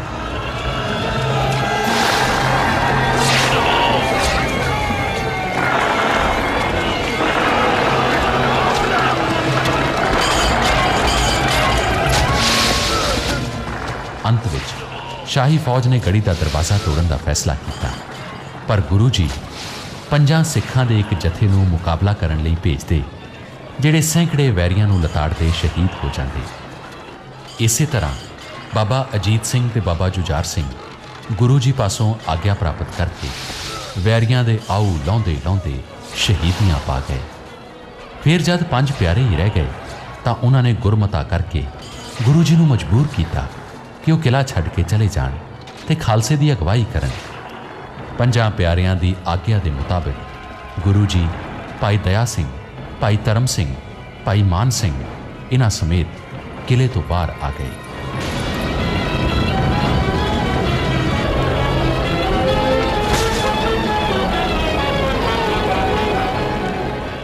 गुरु जी चलते चलते माछीवाड़े पुजे, जिथे उन्हें एक खूह तो पानी पीता ते उत्थे आराम करन नूं सौ गए। ਇੱਥੇ ਹੀ ਭਾਈ ਦਇਆ ਸਿੰਘ, ਭਾਈ ਧਰਮ ਸਿੰਘ ਤੇ ਭਾਈ ਮਾਨ ਸਿੰਘ ਉਹਨਾਂ ਨੂੰ ਆ ਮਿਲੇ। ਮਾਛੀਵਾੜੇ ਗੁਰੂ ਜੀ ਜਿਸ ਗੁਲਾਬੇ ਖੱਤਰੀ ਦੇ ਘਰ ਵਿੱਚ ਠਹਿਰੇ ਹੋਏ ਸਨ, ਉਸ ਗੁਲਾਬੇ ਨੇ ਗੁਰੂ ਜੀ ਦੀ ਬਹੁਤ ਸੇਵਾ ਕੀਤੀ, ਪਰ ਦਿਲੋਂ ਉਹ ਡਰਦਾ ਸੀ ਕਿ ਜੇ ਕਿਸੇ ਨੂੰ ਪਤਾ ਲੱਗ ਗਿਆ ਤਾਂ ਉਸ ਦੀ ਖੈਰ ਨਹੀਂ। ਉੱਥੇ ਹੀ ਦੋ ਪਠਾਨ ਭਰਾ ਗਨੀ ਖਾਨ ਤੇ ਨਬੀ ਖਾਨ ਰਹਿੰਦੇ ਸਨ, ਜਿਹੜੇ ਗੁਰੂ ਜੀ ਕੋਲ ਘੋੜੇ ਵੇਚਿਆ ਕਰਦੇ ਸਨ। ਉਹ ਗੁਰੂ ਜੀ ਦੇ ਬੜੇ ਸ਼ਰਧਾਲੂ ਸਨ। ਗੁਰੂ ਜੀ ਬਾਰੇ ਸੁਣ ਕੇ ਉਹ ਗੁਲਾਬੇ ਦੇ ਘਰ ਆਏ। ਇੱਕ ਮਾਈ ਨੇ ਗੁਰੂ ਜੀ ਨੂੰ ਇੱਕ ਖੱਦਰ ਦਾ ਥਾਨ ਭੇਂਟ ਕੀਤਾ ਸੀ। ਉਹਨਾਂ ਨੇ ਸਲਾਹ ਦਿੱਤੀ ਕਿ ਇਸ ਖੱਦਰ ਨੂੰ ਨੀਲਾ ਰੰਗਿਆ ਜਾਵੇ। ਉਸ ਨੀਲੇ ਖੱਦਰ ਨਾਲ ਗੁਰੂ ਜੀ ਤੇ ਬਾਕੀ ਸਿੱਖਾਂ ਦੇ ਚੋਲੇ ਤਿਆਰ ਕੀਤੇ ਗਏ। ਇਹ ਪੁਸ਼ਾਕੇ ਪਾ ਕੇ ਗੁਰੂ ਜੀ ਤੇ ਉਹਨਾਂ ਦੇ ਸਾਥੀਆਂ ਨੇ ਆਪਣੇ ਕੇਸ ਪਿਛਾਂਹ ਨੂੰ ਸੁੱਟ ਲਏ। ਇਸ ਤਰ੍ਹਾਂ ਭੇਸ ਧਾਰਨ ਕਰਕੇ ਗੁਰੂ ਜੀ ਇੱਕ ਪਾਲਕੀ ਵਿੱਚ ਬਹਿ ਗਏ। ਜਿਹੜਾ ਵੀ ਕੋਈ ਪੁੱਛਦਾ ਸੀ ਉਸ ਨੂੰ ਇਹੋ ਦੱਸਦੇ ਸਨ ਕਿ ਉਹ ਆਪਣੇ ਉੱਚ ਦੇ ਪੀਰ ਨੂੰ ਲਿਜਾ ਰਹੇ ਨੇ। ਚਲਦੇ ਚਲਦੇ ਉਹ ਪਿੰਡ ਕਨੇਜ, ਜ਼ਿਲ੍ਹਾ ਲੁਧਿਆਣਾ ਪੁੱਜੇ। ਗੁਰੂ ਜੀ ਕੁਝ ਚਿਰ ਇੱਥੇ ਠਹਿਰੇ। ਕਨੇਜ ਤੋਂ ਤੁਰ ਕੇ ਗੁਰੂ ਜੀ ਹੇਰ ਪਿੰਡ ਪਹੁੰਚੇ। ਹੇਰਾਂ ਤੋਂ ਚੱਲ ਕੇ ਗੁਰੂ ਜੀ ਰਾਏਕੋਟ ਭਾਈ ਰਾਏ ਕਲਾਂ ਦੇ ਪਾਸ ਠਹਿਰੇ। ਉਹ ਮੁਸਲਮਾਨ ਜੱਟ ਸੀ, ਪਰ ਗੁਰੂ ਜੀ ਦਾ ਵੱਡਾ ਸ਼ਰਧਾਲੂ ਸੀ। ਗੁਰੂ ਸਾਹਿਬ ਰਾਏਕੋਟ ਤੋਂ ਚੱਲ ਕੇ ਪਿੰਡ ਦੀਨੇ ਆ ਗਏ। ਇੱਥੇ ਹਰਗੋਬਿੰਦ ਸਾਹਿਬ ਦੇ ਇੱਕ ਗੁਰਸਿੱਖ ਦੇ 3 ਪੋਤਰੇ ਰਹਿੰਦੇ ਸਨ। ਇਹਨਾਂ ਤਿੰਨਾਂ ਭਰਾਵਾਂ ਦੇ ਨਾਂ ਸਨ ਸ਼ਮੀਰਾ, ਲਖਮੀਰਾ ਤੇ ਤਖਤਮਲ। ਗੁਰੂ ਸਾਹਿਬ ਇਹਨਾਂ ਪਾਸ ਕਾਫੀ ਸਮਾਂ ਰਹੇ ਤੇ ਫਿਰ ਅੰਮ੍ਰਿਤ ਪ੍ਰਵਾਹ ਚੱਲਣ ਲੱਗਾ। ਇੱਥੇ ਦੀਨੇ ਪਿੰਡ ਵਿੱਚ ਹੀ ਗੁਰੂ ਜੀ ਨੇ ਜ਼ਫਰਨਾਮਾ ਭਾਵ ਫਤਿਹ ਦੀ ਚਿੱਠੀ ਲਿਖੀ। ਦੀਨੇ ਤੋਂ ਚੱਲ ਕੇ ਗੁਰੂ ਜੀ ਕਪੂਰੇ ਦੇ ਕੋਲ ਪਹੁੰਚੇ। ਕਪੂਰੇ ਨੇ ਉਹਨਾਂ ਨੂੰ ਇੱਕ ਵਧੀਆ ਘੋੜੀ ਭੇਂਟ ਕੀਤੀ। ਗੁਰੂ ਜੀ ਜਿਉਂ-ਜਿਉਂ ਅੱਗੇ ਵਧ ਰਹੇ ਸਨ, ਉਹਨਾਂ ਨਾਲ ਸਿੱਖਾਂ ਦੀ ਗਿਣਤੀ ਵੱਧਦੀ ਜਾਂਦੀ ਸੀ। ਕੋਟ ਕਪੂਰੇ ਤੋਂ ਢਿਲਵਾਂ ਰਾਹੀਂ ਹੁੰਦੇ ਹੋਏ ਆਪ ਜੈਤੋਂ ਜਾ ਡੇਰੇ ਲਾਏ। ਇੱਥੇ ਆਪ ਜੀ ਨੂੰ ਪਤਾ ਲੱਗਾ ਕਿ ਸੂਬਾ ਸਰਹੰਦ ਇੱਕ ਵੱਡੀ ਫੌਜ ਲੈ ਕੇ ਆਪ ਦੇ ਪਿੱਛੇ ਆ ਰਿਹਾ ਹੈ। ਇਲਾਕੇ ਦੇ ਸਿੰਘਾਂ ਨੇ ਆਪ ਨੂੰ ਸਲਾਹ ਦਿੱਤੀ ਕਿ ਸ਼ਾਹੀ ਫੌਜ ਦਾ ਮੁਕਾਬਲਾ ਕਰਨ ਲਈ ਖਿਦਰਾਣੇ ਦੀ ਢਾਬ ਸਭ ਤੋਂ ਢੁਕਵਾਂ ਸਥਾਨ ਹੈ। ਗੁਰੂ ਜੀ ਨੇ ਆਪਣੇ ਕੁਝ ਸਿੱਖ ਵੱਖ-ਵੱਖ ਸਥਾਨਾਂ ਉੱਤੇ ਹੁਕਮਨਾਮੇ ਦੇ ਕੇ ਭੇਜ ਦਿੱਤੇ ਕਿ ਉਹ ਖਿਦਰਾਣੇ ਦੀ ਢਾਬ ਤੇ ਇਕੱਠੇ ਹੋਣ। ਮਾਝੇ ਵਿੱਚ ਹੀ ਜਦ ਇਹ ਸੁਨੇਹਾ ਪਹੁੰਚਿਆ ਤਾਂ ਸੂਰਬੀਰ ਸਿੰਘਾਂ ਵਿੱਚ ਜੋਸ਼ ਭਰ ਗਿਆ। ਝਬਾਲ ਦੀ ਰਹਿਣ ਵਾਲੀ ਇੱਕ ਮਾਈ ਭਾਗੋ ਮਰਦਾਂ ਵਾਲਾ ਬਾਣਾ ਪਾ ਕੇ ਤਲਵਾਰ ਨੇਜ਼ਾ ਲੈ ਕੇ ਘੋੜੇ ਚੜ੍ਹ ਬੈਠੀ। ਉਸ ਦੇ ਨਾਲ ਹੀ ਸੁਰ ਸਿੰਘ ਦਾ ਰਹਿਣ ਵਾਲਾ ਭਾਈ ਮਹਾ ਸਿੰਘ 40 ਸਿੰਘਾਂ ਦਾ ਜੱਥਾ ਲੈ ਕੇ ਤਿਆਰ ਹੋ ਗਿਆ। ਇਸ ਇਲਾਕੇ ਦੇ ਸਿੰਘਾਂ ਨੂੰ ਜਦ ਗੁਰੂ ਜੀ ਦੇ ਪਰਿਵਾਰ ਦੀਆਂ ਸ਼ਹੀਦੀਆਂ ਦਾ ਪਤਾ ਲੱਗਾ ਤਾਂ ਉਹ ਬਹੁਤ ਰੋਹ ਵਿੱਚ ਆ ਗਏ ਸਨ। ਇਸ ਤੋਂ ਪਹਿਲਾਂ ਕਿ ਉਹ ਇੱਕ ਵੱਡੀ ਫੌਜ ਇਕੱਠੀ ਕਰਦੇ, ਉਹ 40 ਸਿੰਘਾਂ ਦਾ ਜੱਥਾ ਲੈ ਕੇ ਵਾਹੋ ਦਾਈ ਖਿਦਰਾਣੇ ਦੀ ਢਾਬ ਤੇ ਜਾ ਪਹੁੰਚੇ। ਇੱਥੇ ਇਹਨਾਂ ਨੇ ਗੁਰੂ ਸਾਹਿਬ ਦੇ ਦਰਸ਼ਨ ਦੀਦਾਰ ਕੀਤੇ ਤੇ ਗੁਰੂ ਪਾਸੋਂ ਮਾਫੀ ਮੰਗੀ ਕਿ ਉਹ ਪਹਿਲੀਆਂ ਜੰਗਾਂ ਵਿੱਚ ਗੁਰੂ ਸਾਹਿਬ ਦਾ ਸਾਥ ਨਹੀਂ ਸਨ ਦੇ ਸਕੇ। ਜਦ ਉਹਨਾਂ ਮਾਈ ਭਾਗੋ ਨੂੰ ਸੂਰਬੀਰਾਂ ਦੇ ਬਾਣੇ ਵਿੱਚ ਵੇਖਿਆ ਤਾਂ ਉਹ ਨਿਹਾਲ ਹੋ ਗਏ। ਹੁਣ ਖਾਲਸੇ ਨੂੰ ਕੋਈ ਨਹੀਂ ਸੀ ਹਰਾ ਸਕਦਾ। ਉਹਨਾਂ ਨੂੰ ਛੇਤੀ ਹੀ ਪਤਾ ਲੱਗਾ ਕਿ ਮੁਗਲ ਫੌਜਾਂ ਉਹਨਾਂ ਦੇ ਬਿਲਕੁਲ ਨੇੜੇ ਆ ਗਈਆਂ ਨੇ। ਮਾਈ ਭਾਗੋ ਤੇ ਭਾਈ ਮਹਾ ਸਿੰਘ ਨੇ ਗੁਰੂ ਪਾਸ ਬੇਨਤੀ ਕੀਤੀ ਕਿ ਗੁਰੂ ਜੀ ਆਪਣੇ ਹੋਰ ਸਿੰਘਾਂ ਨੂੰ ਨਾਲ ਲੈ ਕੇ ਉੱਚੇ ਟਿੱਲੇ ਤੇ ਪਹੁੰਚ ਜਾਣ। ਵੈਰੀ ਦੇ ਪਹਿਲੇ ਹੱਲੇ ਦਾ ਉਹ ਟਾਕਰਾ ਕਰਨਗੇ। ਵੈਰੀ ਇੰਨਾ ਲੰਮਾ ਜੰਗਲ ਲੰਘਦਾ ਹੋਇਆ ਕਾਫੀ ਥੱਕਿਆ ਤੇ ਭੁੱਖਾ ਪਿਆਸਾ ਹੋਏਗਾ। ਇੱਥੇ 10-10 ਕੋਹ ਤੱਕ ਕਿਤੇ ਪਾਣੀ ਨਹੀਂ ਹੈ। ਜਦ ਉਹਨਾਂ ਨੂੰ ਖਿਦਰਾਣੇ ਦੀ ਢਾਬ ਵਿੱਚ ਵੀ ਪਾਣੀ ਨਹੀਂ ਮਿਲੇਗਾ ਤੇ ਉਹ ਪਿਆਸ ਦੇ ਮਾਰੇ ਹੀ ਮਰ ਜਾਣਗੇ। ਗੁਰੂ ਜੀ ਉਹਨਾਂ ਦੀ ਬੇਨਤੀ ਮੰਨ ਕੇ ਅੱਗੇ ਨਿਕਲ ਗਏ। ਇਹਨਾਂ ਸਿੰਘਾਂ ਨੇ ਆਪਣੇ ਕਛਹਿਰੇ, ਦੁਪੱਟੇ ਤੇ ਖੇਸ ਆਦਿ ਦੂਰ-ਦੂਰ ਝਾੜੀਆਂ ਉੱਤੇ ਟੰਗ ਦਿੱਤੇ, ਜਿਸ ਤੋਂ ਇਹ ਪਤਾ ਲੱਗਦਾ ਸੀ ਕਿ ਅੱਗੇ ਹਜ਼ਾਰਾਂ ਦੀ ਗਿਣਤੀ ਵਿੱਚ ਫੌਜ ਡਟੀ ਹੋਈ ਹੈ।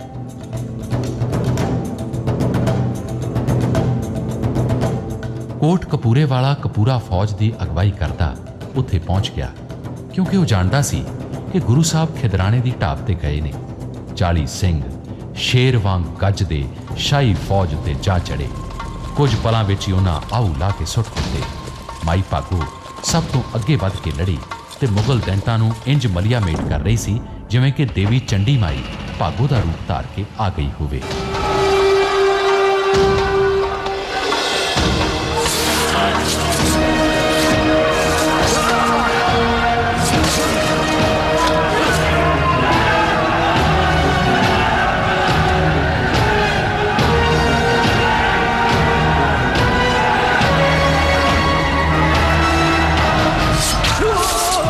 ਕੁਝ ਸਮੇਂ ਬਾਅਦ ਕੁਝ ਸਿੰਘ ਸ਼ਹੀਦ ਹੋ ਗਏ ਤੇ ਬਾਕੀ ਦੇ ਜ਼ਖਮੀ ਹੋ ਕੇ ਡਿੱਗ ਪਏ।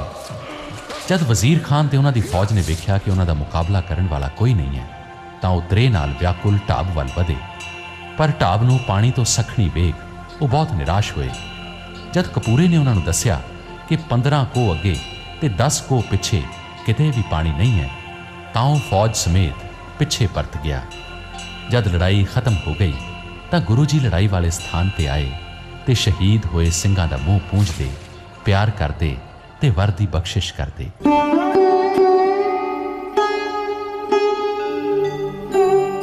ਬਹੁਤੇ ਸਿੰਘ ਸ਼ਹੀਦੀ ਪਾ ਚੁੱਕੇ ਸਨ ਤੇ ਮਹਾਂ ਸਿੰਘ ਵੀ ਆਖਰੀ ਸਾਹਾਂ ਤੇ ਸੀ। ਗੁਰੂ ਸਾਹਿਬ ਨੇ ਮਹਾਂ ਸਿੰਘ ਦਾ ਸਿਰ ਆਪਣੀ ਗੋਦੀ ਵਿੱਚ ਲਿਆ ਤੇ ਮਹਾਂ ਸਿੰਘ ਦੇ ਬੇਨਤੀ ਕਰਨ ਤੇ ਉਸ ਵੱਲੋਂ ਲਿਖਿਆ ਬੇਦਾਵਾ ਪਾੜ ਦਿੱਤਾ। ਇੱਥੇ ਸ਼ਹੀਦ ਹੋਏ ਸਿੰਘਾਂ ਨੂੰ ਗੁਰੂ ਜੀ ਨੇ ਮੁਕਤਿਆਂ ਦਾ ਖਿਤਾਬ ਦਿੱਤਾ। ਇਸ ਤਰ੍ਹਾਂ ਕਰਦੇ ਉਹ ਉਸ ਅਸਥਾਨ ਤੇ ਵੀ ਗਏ ਜਿੱਥੇ ਮਾਈ ਭਾਗੋ ਜ਼ਖਮੀ ਹਾਲਤ ਵਿੱਚ ਪਈ ਸੀ। ਗੁਰੂ ਜੀ ਨੇ ਆਪਣੀ ਇਸ ਸੂਰਬੀਰ ਪੁੱਤਰੀ ਦਾ ਮੂੰਹ ਸਾਫ਼ ਕੀਤਾ, ਉਸ ਦੇ ਫੱਟਾਂ ਨੂੰ ਸਾਫ਼ ਕਰਕੇ ਮਰਮ ਲਾਈ ਤੇ ਉਸ ਦੇ ਮੂੰਹ ਵਿੱਚ ਪਾਣੀ ਪਾਇਆ। ਜਦ ਗੁਰੂ ਸਾਹਿਬ ਨੇ ਉਸ ਦੇ ਚਿਹਰੇ ਤੇ ਪਾਣੀ ਦੇ ਛਿੱਟੇ ਮਾਰੇ ਤਾਂ ਉਹ ਹੋਸ਼ ਵਿੱਚ ਆ ਗਈ। ਉਹ ਧੰਨ ਸਤਿਗੁਰੂ ਕਹਿੰਦੀ ਉੱਠ ਕੇ ਬਹਿ ਗਈ। ਗੁਰੂ ਸਾਹਿਬ ਨੇ ਉਸ ਨੂੰ ਮਹਾਂ ਸਿੰਘ ਦੀ ਸ਼ਹੀਦੀ ਤੇ ਹੋਰ ਸਿੰਘਾਂ ਬਾਰੇ ਦੱਸਿਆ। ਬਾਅਦ ਵਿੱਚ ਗੁਰੂ ਜੀ ਨੇ ਆਪਣੀ ਦੇਖ ਰੇਖ ਵਿੱਚ ਮਾਈ ਭਾਗੋ ਦਾ ਇਲਾਜ ਕਰਵਾਇਆ ਤਾਂ ਉਹ ਬਿਲਕੁਲ ਤੰਦਰੁਸਤ ਹੋ ਗਈ। ਸਤਿਗੁਰਾਂ ਪਾਸੋਂ ਅੰਮ੍ਰਿਤ ਛਕ ਕੇ ਉਹ ਮਾਈ ਭਾਗੋ ਤੋਂ ਮਾਤਾ ਭਾਗ ਕੌਰ ਬਣ ਗਈ।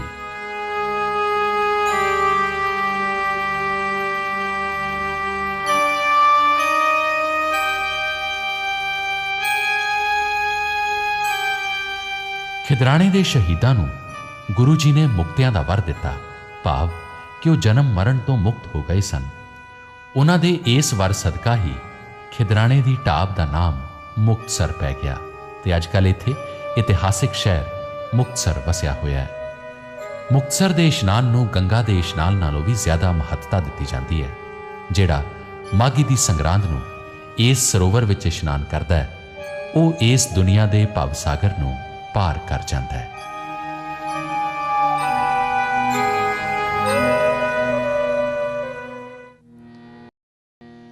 ਨਾਸਰੋ ਮਨਸੂਰ ਗੁਰੂ ਗੋਬਿੰਦ ਸਿੰਘ, ਨਾਸਰੋ ਮਨਸੂਰ ਗੁਰੂ ਗੋਬਿੰਦ ਸਿੰਘ। ਤਖਤ ਸ਼੍ਰੀ ਹਰਿਮੰਦਰ ਸਾਹਿਬ ਪਟਨਾ ਸਾਹਿਬ। ਗੁਰੂ ਗੋਬਿੰਦ ਸਿੰਘ ਜੀ ਨੇ ਆਪਣੇ ਬਚਪਨ ਦੇ ਲਗਭਗ 7 ਸਾਲ ਪਟਨਾ ਸਾਹਿਬ ਗੁਜ਼ਾਰੇ। ਇਸ ਧਰਤੀ ਤੇ ਗੁਰੂ ਸਾਹਿਬ ਆਪਣੇ ਨਿੱਕੇ ਨਿੱਕੇ ਪੈਰਾਂ ਦੀ ਅਮਿੱਟ ਛਾਪ ਛੱਡ ਗਏ, ਜਿਹੜੀ ਸਮਾਂ ਪਾ ਕੇ ਇਤਿਹਾਸਿਕ ਯਾਦਗਾਰ ਹੋ ਨਿਬੜੀ। ਪੰਡਿਤ ਸ਼ਿਵਦੱਤ, ਰਹੀਮ ਬਖਸ਼, ਪੀਰ ਅਰੀਫੋਦੀਨ, ਸੈਯਦ ਭੀਖਨ ਸ਼ਾਹ ਤੇ ਰਾਜਾ ਫਤਿਹ ਚੰਦ ਮੈਨੀ ਗੁਰੂ ਸਾਹਿਬ ਦੇ ਖਾਸ ਸ਼ਰਧਾਲੂਆਂ ਵਿੱਚੋਂ ਹੋਏ ਨੇ। ਬਾਲ ਗੋਬਿੰਦ ਰਾਏ ਆਪਣੇ ਬਚਪਨ ਦੇ ਕੌਤਕਾਂ ਨਾਲ ਪਟਨੇ ਦੀ ਧਰਤੀ ਤੇ ਅਮਿੱਟ ਛਾਪ ਛੱਡ ਗਏ।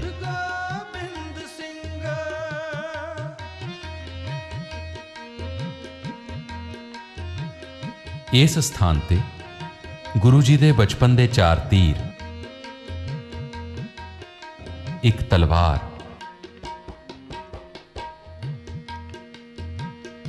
ਚੱਕਰ, ਖੰਡਾ, ਛੱਟੀ ਚੱਕਰੀ, ਬਾਗਾਨਾਥ ਖੰਜਰ, ਕੰਗਾ, ਗੁਲੇਲੇ ਦੀ ਗੋਲੀ ਸ਼ੋਭਨੀਕ ਨੇ।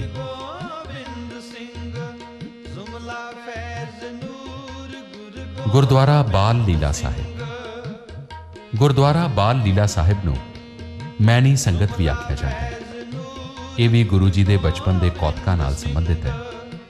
ਇਹ ਤਖਤ ਸ਼੍ਰੀ ਪਟਨਾ ਸਾਹਿਬ ਤੋਂ ਲਗਭਗ 1 ਫਰਲਾਂਗ ਦੀ ਵਿੱਥ ਤੇ ਹੈ। ਫਤਿਹ ਚੰਦ ਮੈਣੀ ਪਟਨੇ ਦਾ ਇੱਕ ਬਹੁਤ ਵੱਡਾ ਜ਼ਮੀਂਦਾਰ ਸੀ। ਉਸ ਦੇ ਘਰ ਕੋਈ ਔਲਾਦ ਨਹੀਂ ਸੀ। ਇੱਕ ਦਿਨ ਉਹਦੀ ਪਤਨੀ ਪ੍ਰਭੂ ਅੱਗੇ ਪੂਜਾ ਕਰ ਰਹੀ ਸੀ ਤਾਂ ਗੁਰੂ ਜੀ ਉਸ ਦੀ ਗੋਦੀ ਵਿੱਚ ਜਾ ਬੈਠੇ ਤੇ ਉਸ ਨੂੰ ਮਾਂ ਦੇ ਨਾਮ ਨਾਲ ਪੁਕਾਰਿਆ। ਗੁਰੂ ਜੀ ਦੇ ਮਾਤਾ ਕਹਿਣ ਤੇ ਰਾਣੀ ਨੂੰ ਮਾਨਸਿਕ ਤ੍ਰਿਪਤੀ ਹੋਈ ਤੇ ਉਹ ਧਰਮ ਦੀ ਮਾਤਾ ਅਖਵਾਈ।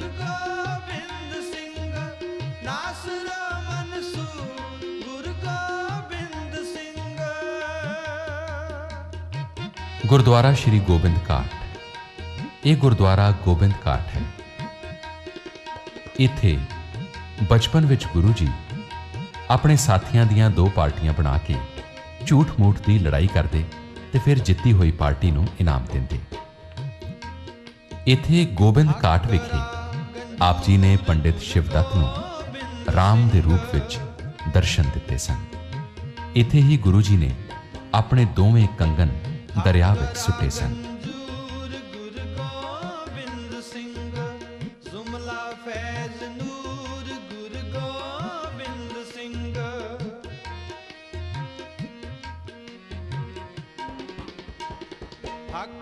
ਗੁਰਦੁਆਰਾ ਹਾਂਡੀ ਸਾਹਿਬ। ਜਦੋਂ ਗੁਰੂ ਜੀ ਪੰਜਾਬ ਨੂੰ ਜਾਣ ਲੱਗੇ ਤਦ ਉਹਨਾਂ ਦੇ ਸਫ਼ਰ ਦਾ ਪਹਿਲਾ ਪੜਾਅ ਦਾਨਾਪੁਰ ਸੀ।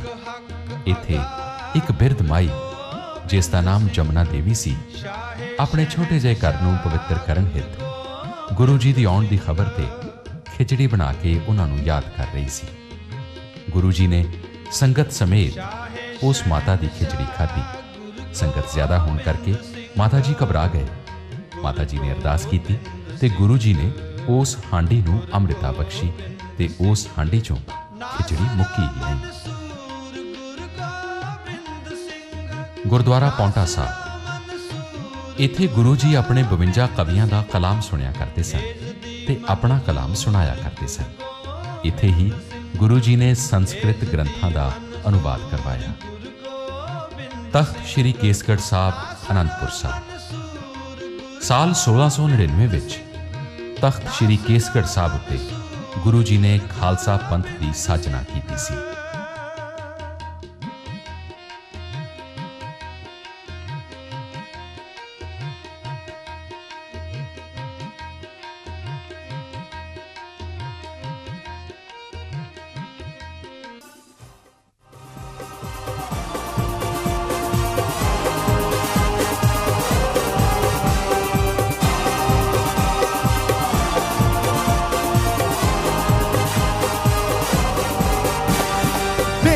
शिवा पर मोहे है शुभ कर मन ते कबहू न डरो। शुभ कर मन ते कबहू न डरो।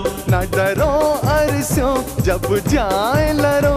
निश्चय कर अपनी जीत करो। निश्चय कर अपनी जीत करो। बोले सोनेहाल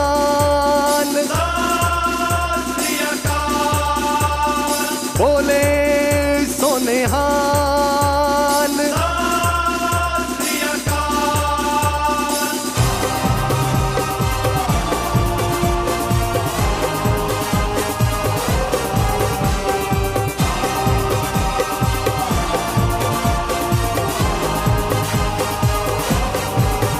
हर सिख हो अपने ही मन को।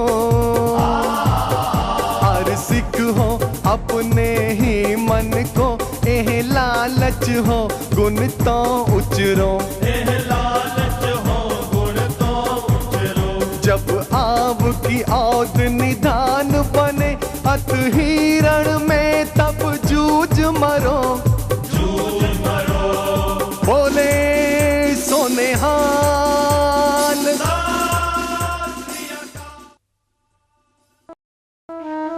पुत्र हुंदे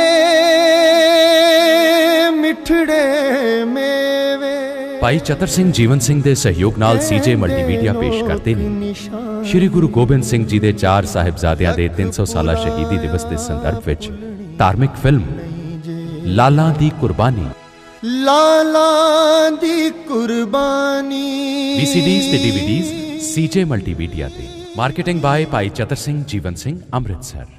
ਭਾਈ ਚਤਰ ਸਿੰਘ ਜੀਵਨ ਸਿੰਘ ਅੰਮ੍ਰਿਤਸਰ ਵਾਲੇ ਪੇਸ਼ ਕਰਦੇ ਨੇ ਸਰਦਾਰ SGS ਪੌਲ ਦੀ ਇੰਗਲਿਸ਼ ਵਿੱਚ ਸਿੱਖ ਇਤਿਹਾਸ ਦੇ ਗੌਰਵਮਈ ਵਿਰਸੇ ਨਾਲ ਜੁੜਨ ਵਾਲੀ ਅਨੋਖੀ ਪੁਸਤਕ ਦ ਸਟੋਰੀ ਆਫ ਵੇਲੀਐਂਟ ਸਿੱਖਸ, ਜਿਸ ਵਿੱਚ 10 ਗੁਰੂ ਸਾਹਿਬਾਨ ਦੇ ਜੀਵਨ ਤੋਂ ਲੈ ਕੇ ਸਾਹਿਤ, ਕਲਾ, ਵਿਗਿਆਨ, ਅਰਥ ਸ਼ਾਸਤਰ, ਫੌਜ, ਦੇਸ਼ ਦੀ ਆਜ਼ਾਦੀ, ਖੇਡਾਂ, ਖੇਤੀਬਾੜੀ ਆਦਿ ਵਿੱਚ ਸਿੱਖਾਂ ਨੇ ਦੇਸ਼ਾਂ ਵਿਦੇਸ਼ਾਂ ਜੋ ਨਾਮ ਖੱਟਿਆ ਉਹ ਦਰਜ ਹੈ। ਦ ਸਟੋਰੀ ਆਫ ਵੇਲੀਐਂਟ ਸਿੱਖਸ, ਪਬਲਿਸ਼ਰਸ ਭਾਈ ਚਤਰ ਸਿੰਘ ਜੀਵਨ ਸਿੰਘ। ਗੁਰਬਾਣੀ ਪ੍ਰੇਮੀਆਂ ਲਈ ਭਾਈ ਚਤਰ ਸਿੰਘ ਜੀਵਨ ਸਿੰਘ ਪੇਸ਼ ਕਰਦੇ ਨੇ ਸਰਦਾਰ ਇਕਬਾਲ ਸਿੰਘ ਜੀ ਦੀ ਲਿਖੀ ਪੁਸਤਕ ਗੁਰਬਾਣੀ ਕਥਾ ਵਿਚਾਰ। ਇਸ ਪੁਸਤਕ ਵਿੱਚ ਸ੍ਰੀ ਗੁਰੂ ਗ੍ਰੰਥ ਸਾਹਿਬ ਜੀ ਵਿੱਚੋਂ ਗੁਰੂ ਸਾਹਿਬਾਨ ਤੇ ਭਗਤਾਂ ਦੇ ਉਹ ਸ਼ਬਦ ਅੰਕਿਤ ਨੇ ਜਿਨ੍ਹਾਂ ਵਿੱਚ ਦੇਵੀ ਦੇਵਤਿਆਂ ਦੇ ਜੀਵਨ ਦਾ ਵਰਣਨ ਹੈ ਤੇ ਉਹਨਾਂ ਦੇ ਜੀਵਨ ਦੇ ਸੰਦਰਭ ਵਿੱਚ ਸਿੱਖ ਧਰਮ ਦੀ ਵਿਚਾਰਧਾਰਾ ਨੂੰ ਰੋਸ਼ਨ ਕੀਤਾ ਗਿਆ ਹੈ। ਪ੍ਰਕਾਸ਼ਕ ਭਾਈ ਚਤਰ ਸਿੰਘ ਜੀਵਨ ਸਿੰਘ, ਅੰਮ੍ਰਿਤਸਰ। ਭਾਈ ਚਤਰ ਸਿੰਘ ਜੀਵਨ ਸਿੰਘ ਦੇ ਸਹਿਯੋਗ ਨਾਲ ਸੀਜੇ ਮਲਟੀਮੀਡੀਆ ਪੇਸ਼ ਕਰਦੇ ਨੇ ਤੁਮ ਹੋ ਸਭ ਰਾਜਨ ਕੇ ਰਾਜਾ। गरीब निवाजा आपे आप गरीब निवाजा आप गरीब निवाजा आपे आप गरीब निवाजा राजन राजन राजन तुम। Cassette CDs and VCDs available on CJ Multimedia. Marketing by Bhai Chatar Singh Jeevan Singh. सेवा विचार फाउंडेशन USA ਤੇ CJ ਮਲਟੀਮੀਡੀਆ ਇੰਡੀਆ ਪੇਸ਼ ਕਰਦੇ ਨੇ ਭਾਈ ਬਲਬੀਰ ਸਿੰਘ ਜੀ ਸਿੱਦਕੀ ਦੀ ਆਵਾਜ਼ ਵਿੱਚ ਗੁਰਬਾਣੀ ਦਾ ਸ਼ੁੱਧ ਉਚਾਰਨ ਸਿੱਖਣ ਲਈ ਪਾਠ ਸ੍ਰੀ ਗੁਰੂ ਗ੍ਰੰਥ ਸਾਹਿਬ ਜੀ ਆਡੀਓ CD ਵਿੱਚ। ਮਾਰਕੀਟਿੰਗ ਬਾय ਭਾਈ ਚਤਰ ਸਿੰਘ ਜੀਵਨ ਸਿੰਘ, ਅੰਮ੍ਰਿਤਸਰ। ਭਾਈ ਚਤਰ ਸਿੰਘ ਜੀਵਨ ਸਿੰਘ ਪੇਸ਼ ਕਰਦੇ ਨੇ ਇਲਸਟ੍ਰੇਟਿਡ ਲਾਈਫ ਸਟੋਰੀਜ਼ ਆਫ ਗੁਰੂ ਸਾਹਿਬਸ। ਇਸ ਪੁਸਤਕ ਵਿੱਚ 10 ਗੁਰੂ ਸਾਹਿਬਾਨ ਦੇ ਜੀਵਨ ਨੂੰ ਹਰ ਪੰਨੇ ਤੇ ਸੁੰਦਰ ਤਸਵੀਰਾਂ ਰਾਹੀਂ ਦਰਸਾਇਆ ਗਿਆ ਹੈ। ਇਹ ਪੁਸਤਕ ਅੰਗਰੇਜ਼ੀ, ਪੰਜਾਬੀ ਤੇ ਹਿੰਦੀ ਵਿੱਚ ਪ੍ਰਾਪਤ ਕਰਨ ਲਈ ਆਪਣੇ ਸ਼ਹਿਰ ਦੇ ਬੁੱਕ ਸੈਲਰ ਤੋਂ ਖਰੀਦੋ ਜਾਂ ਸਾਡੇ ਪਾਸੋਂ ਪ੍ਰਾਪਤ ਕਰੋ। ਪ੍ਰਕਾਸ਼ਕ ਭਾਈ ਚਤਰ ਸਿੰਘ ਜੀਵਨ Singh, Amritsar.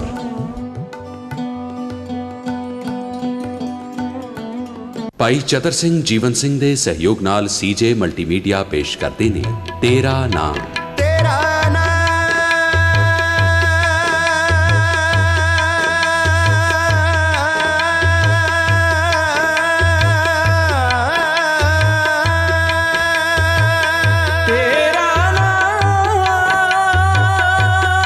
Cassette CDs and VCDs available on CJ Multimedia. Marketing by Bhai Chatar Singh Jeevan Singh. CJ multimedia ਪੇਸ਼ ਕਰਦੇ ਨੇ ਅਮਰ ਸ਼ਹੀਦ ਬਾਬਾ ਦੀਪ ਸਿੰਘ ਜੀ ਦੇ ਜੀਵਨ ਤੇ ਬਣੀ ਪਹਿਲੀ ਧਾਰਮਿਕ ਫਿਲਮ ਅਮਰ ਸ਼ਹੀਦ ਬਾਬਾ ਦੀਪ ਸਿੰਘ, ਬਾਬਾ ਦੀਪ ਸਿੰਘ, ਬਾਬਾ ਦੀਪ ਸਿੰਘ। DVD ਤੇ VCD ਸਿਰਫ CJ ਮਲਟੀਮੀਡੀਆ ਤੇ। ਮਾਰਕੀਟਡ ਬਾय ਭਾਈ ਚਤਰ ਸਿੰਘ ਜੀਵਨ ਸਿੰਘ, ਅੰਮ੍ਰਿਤਸਰ।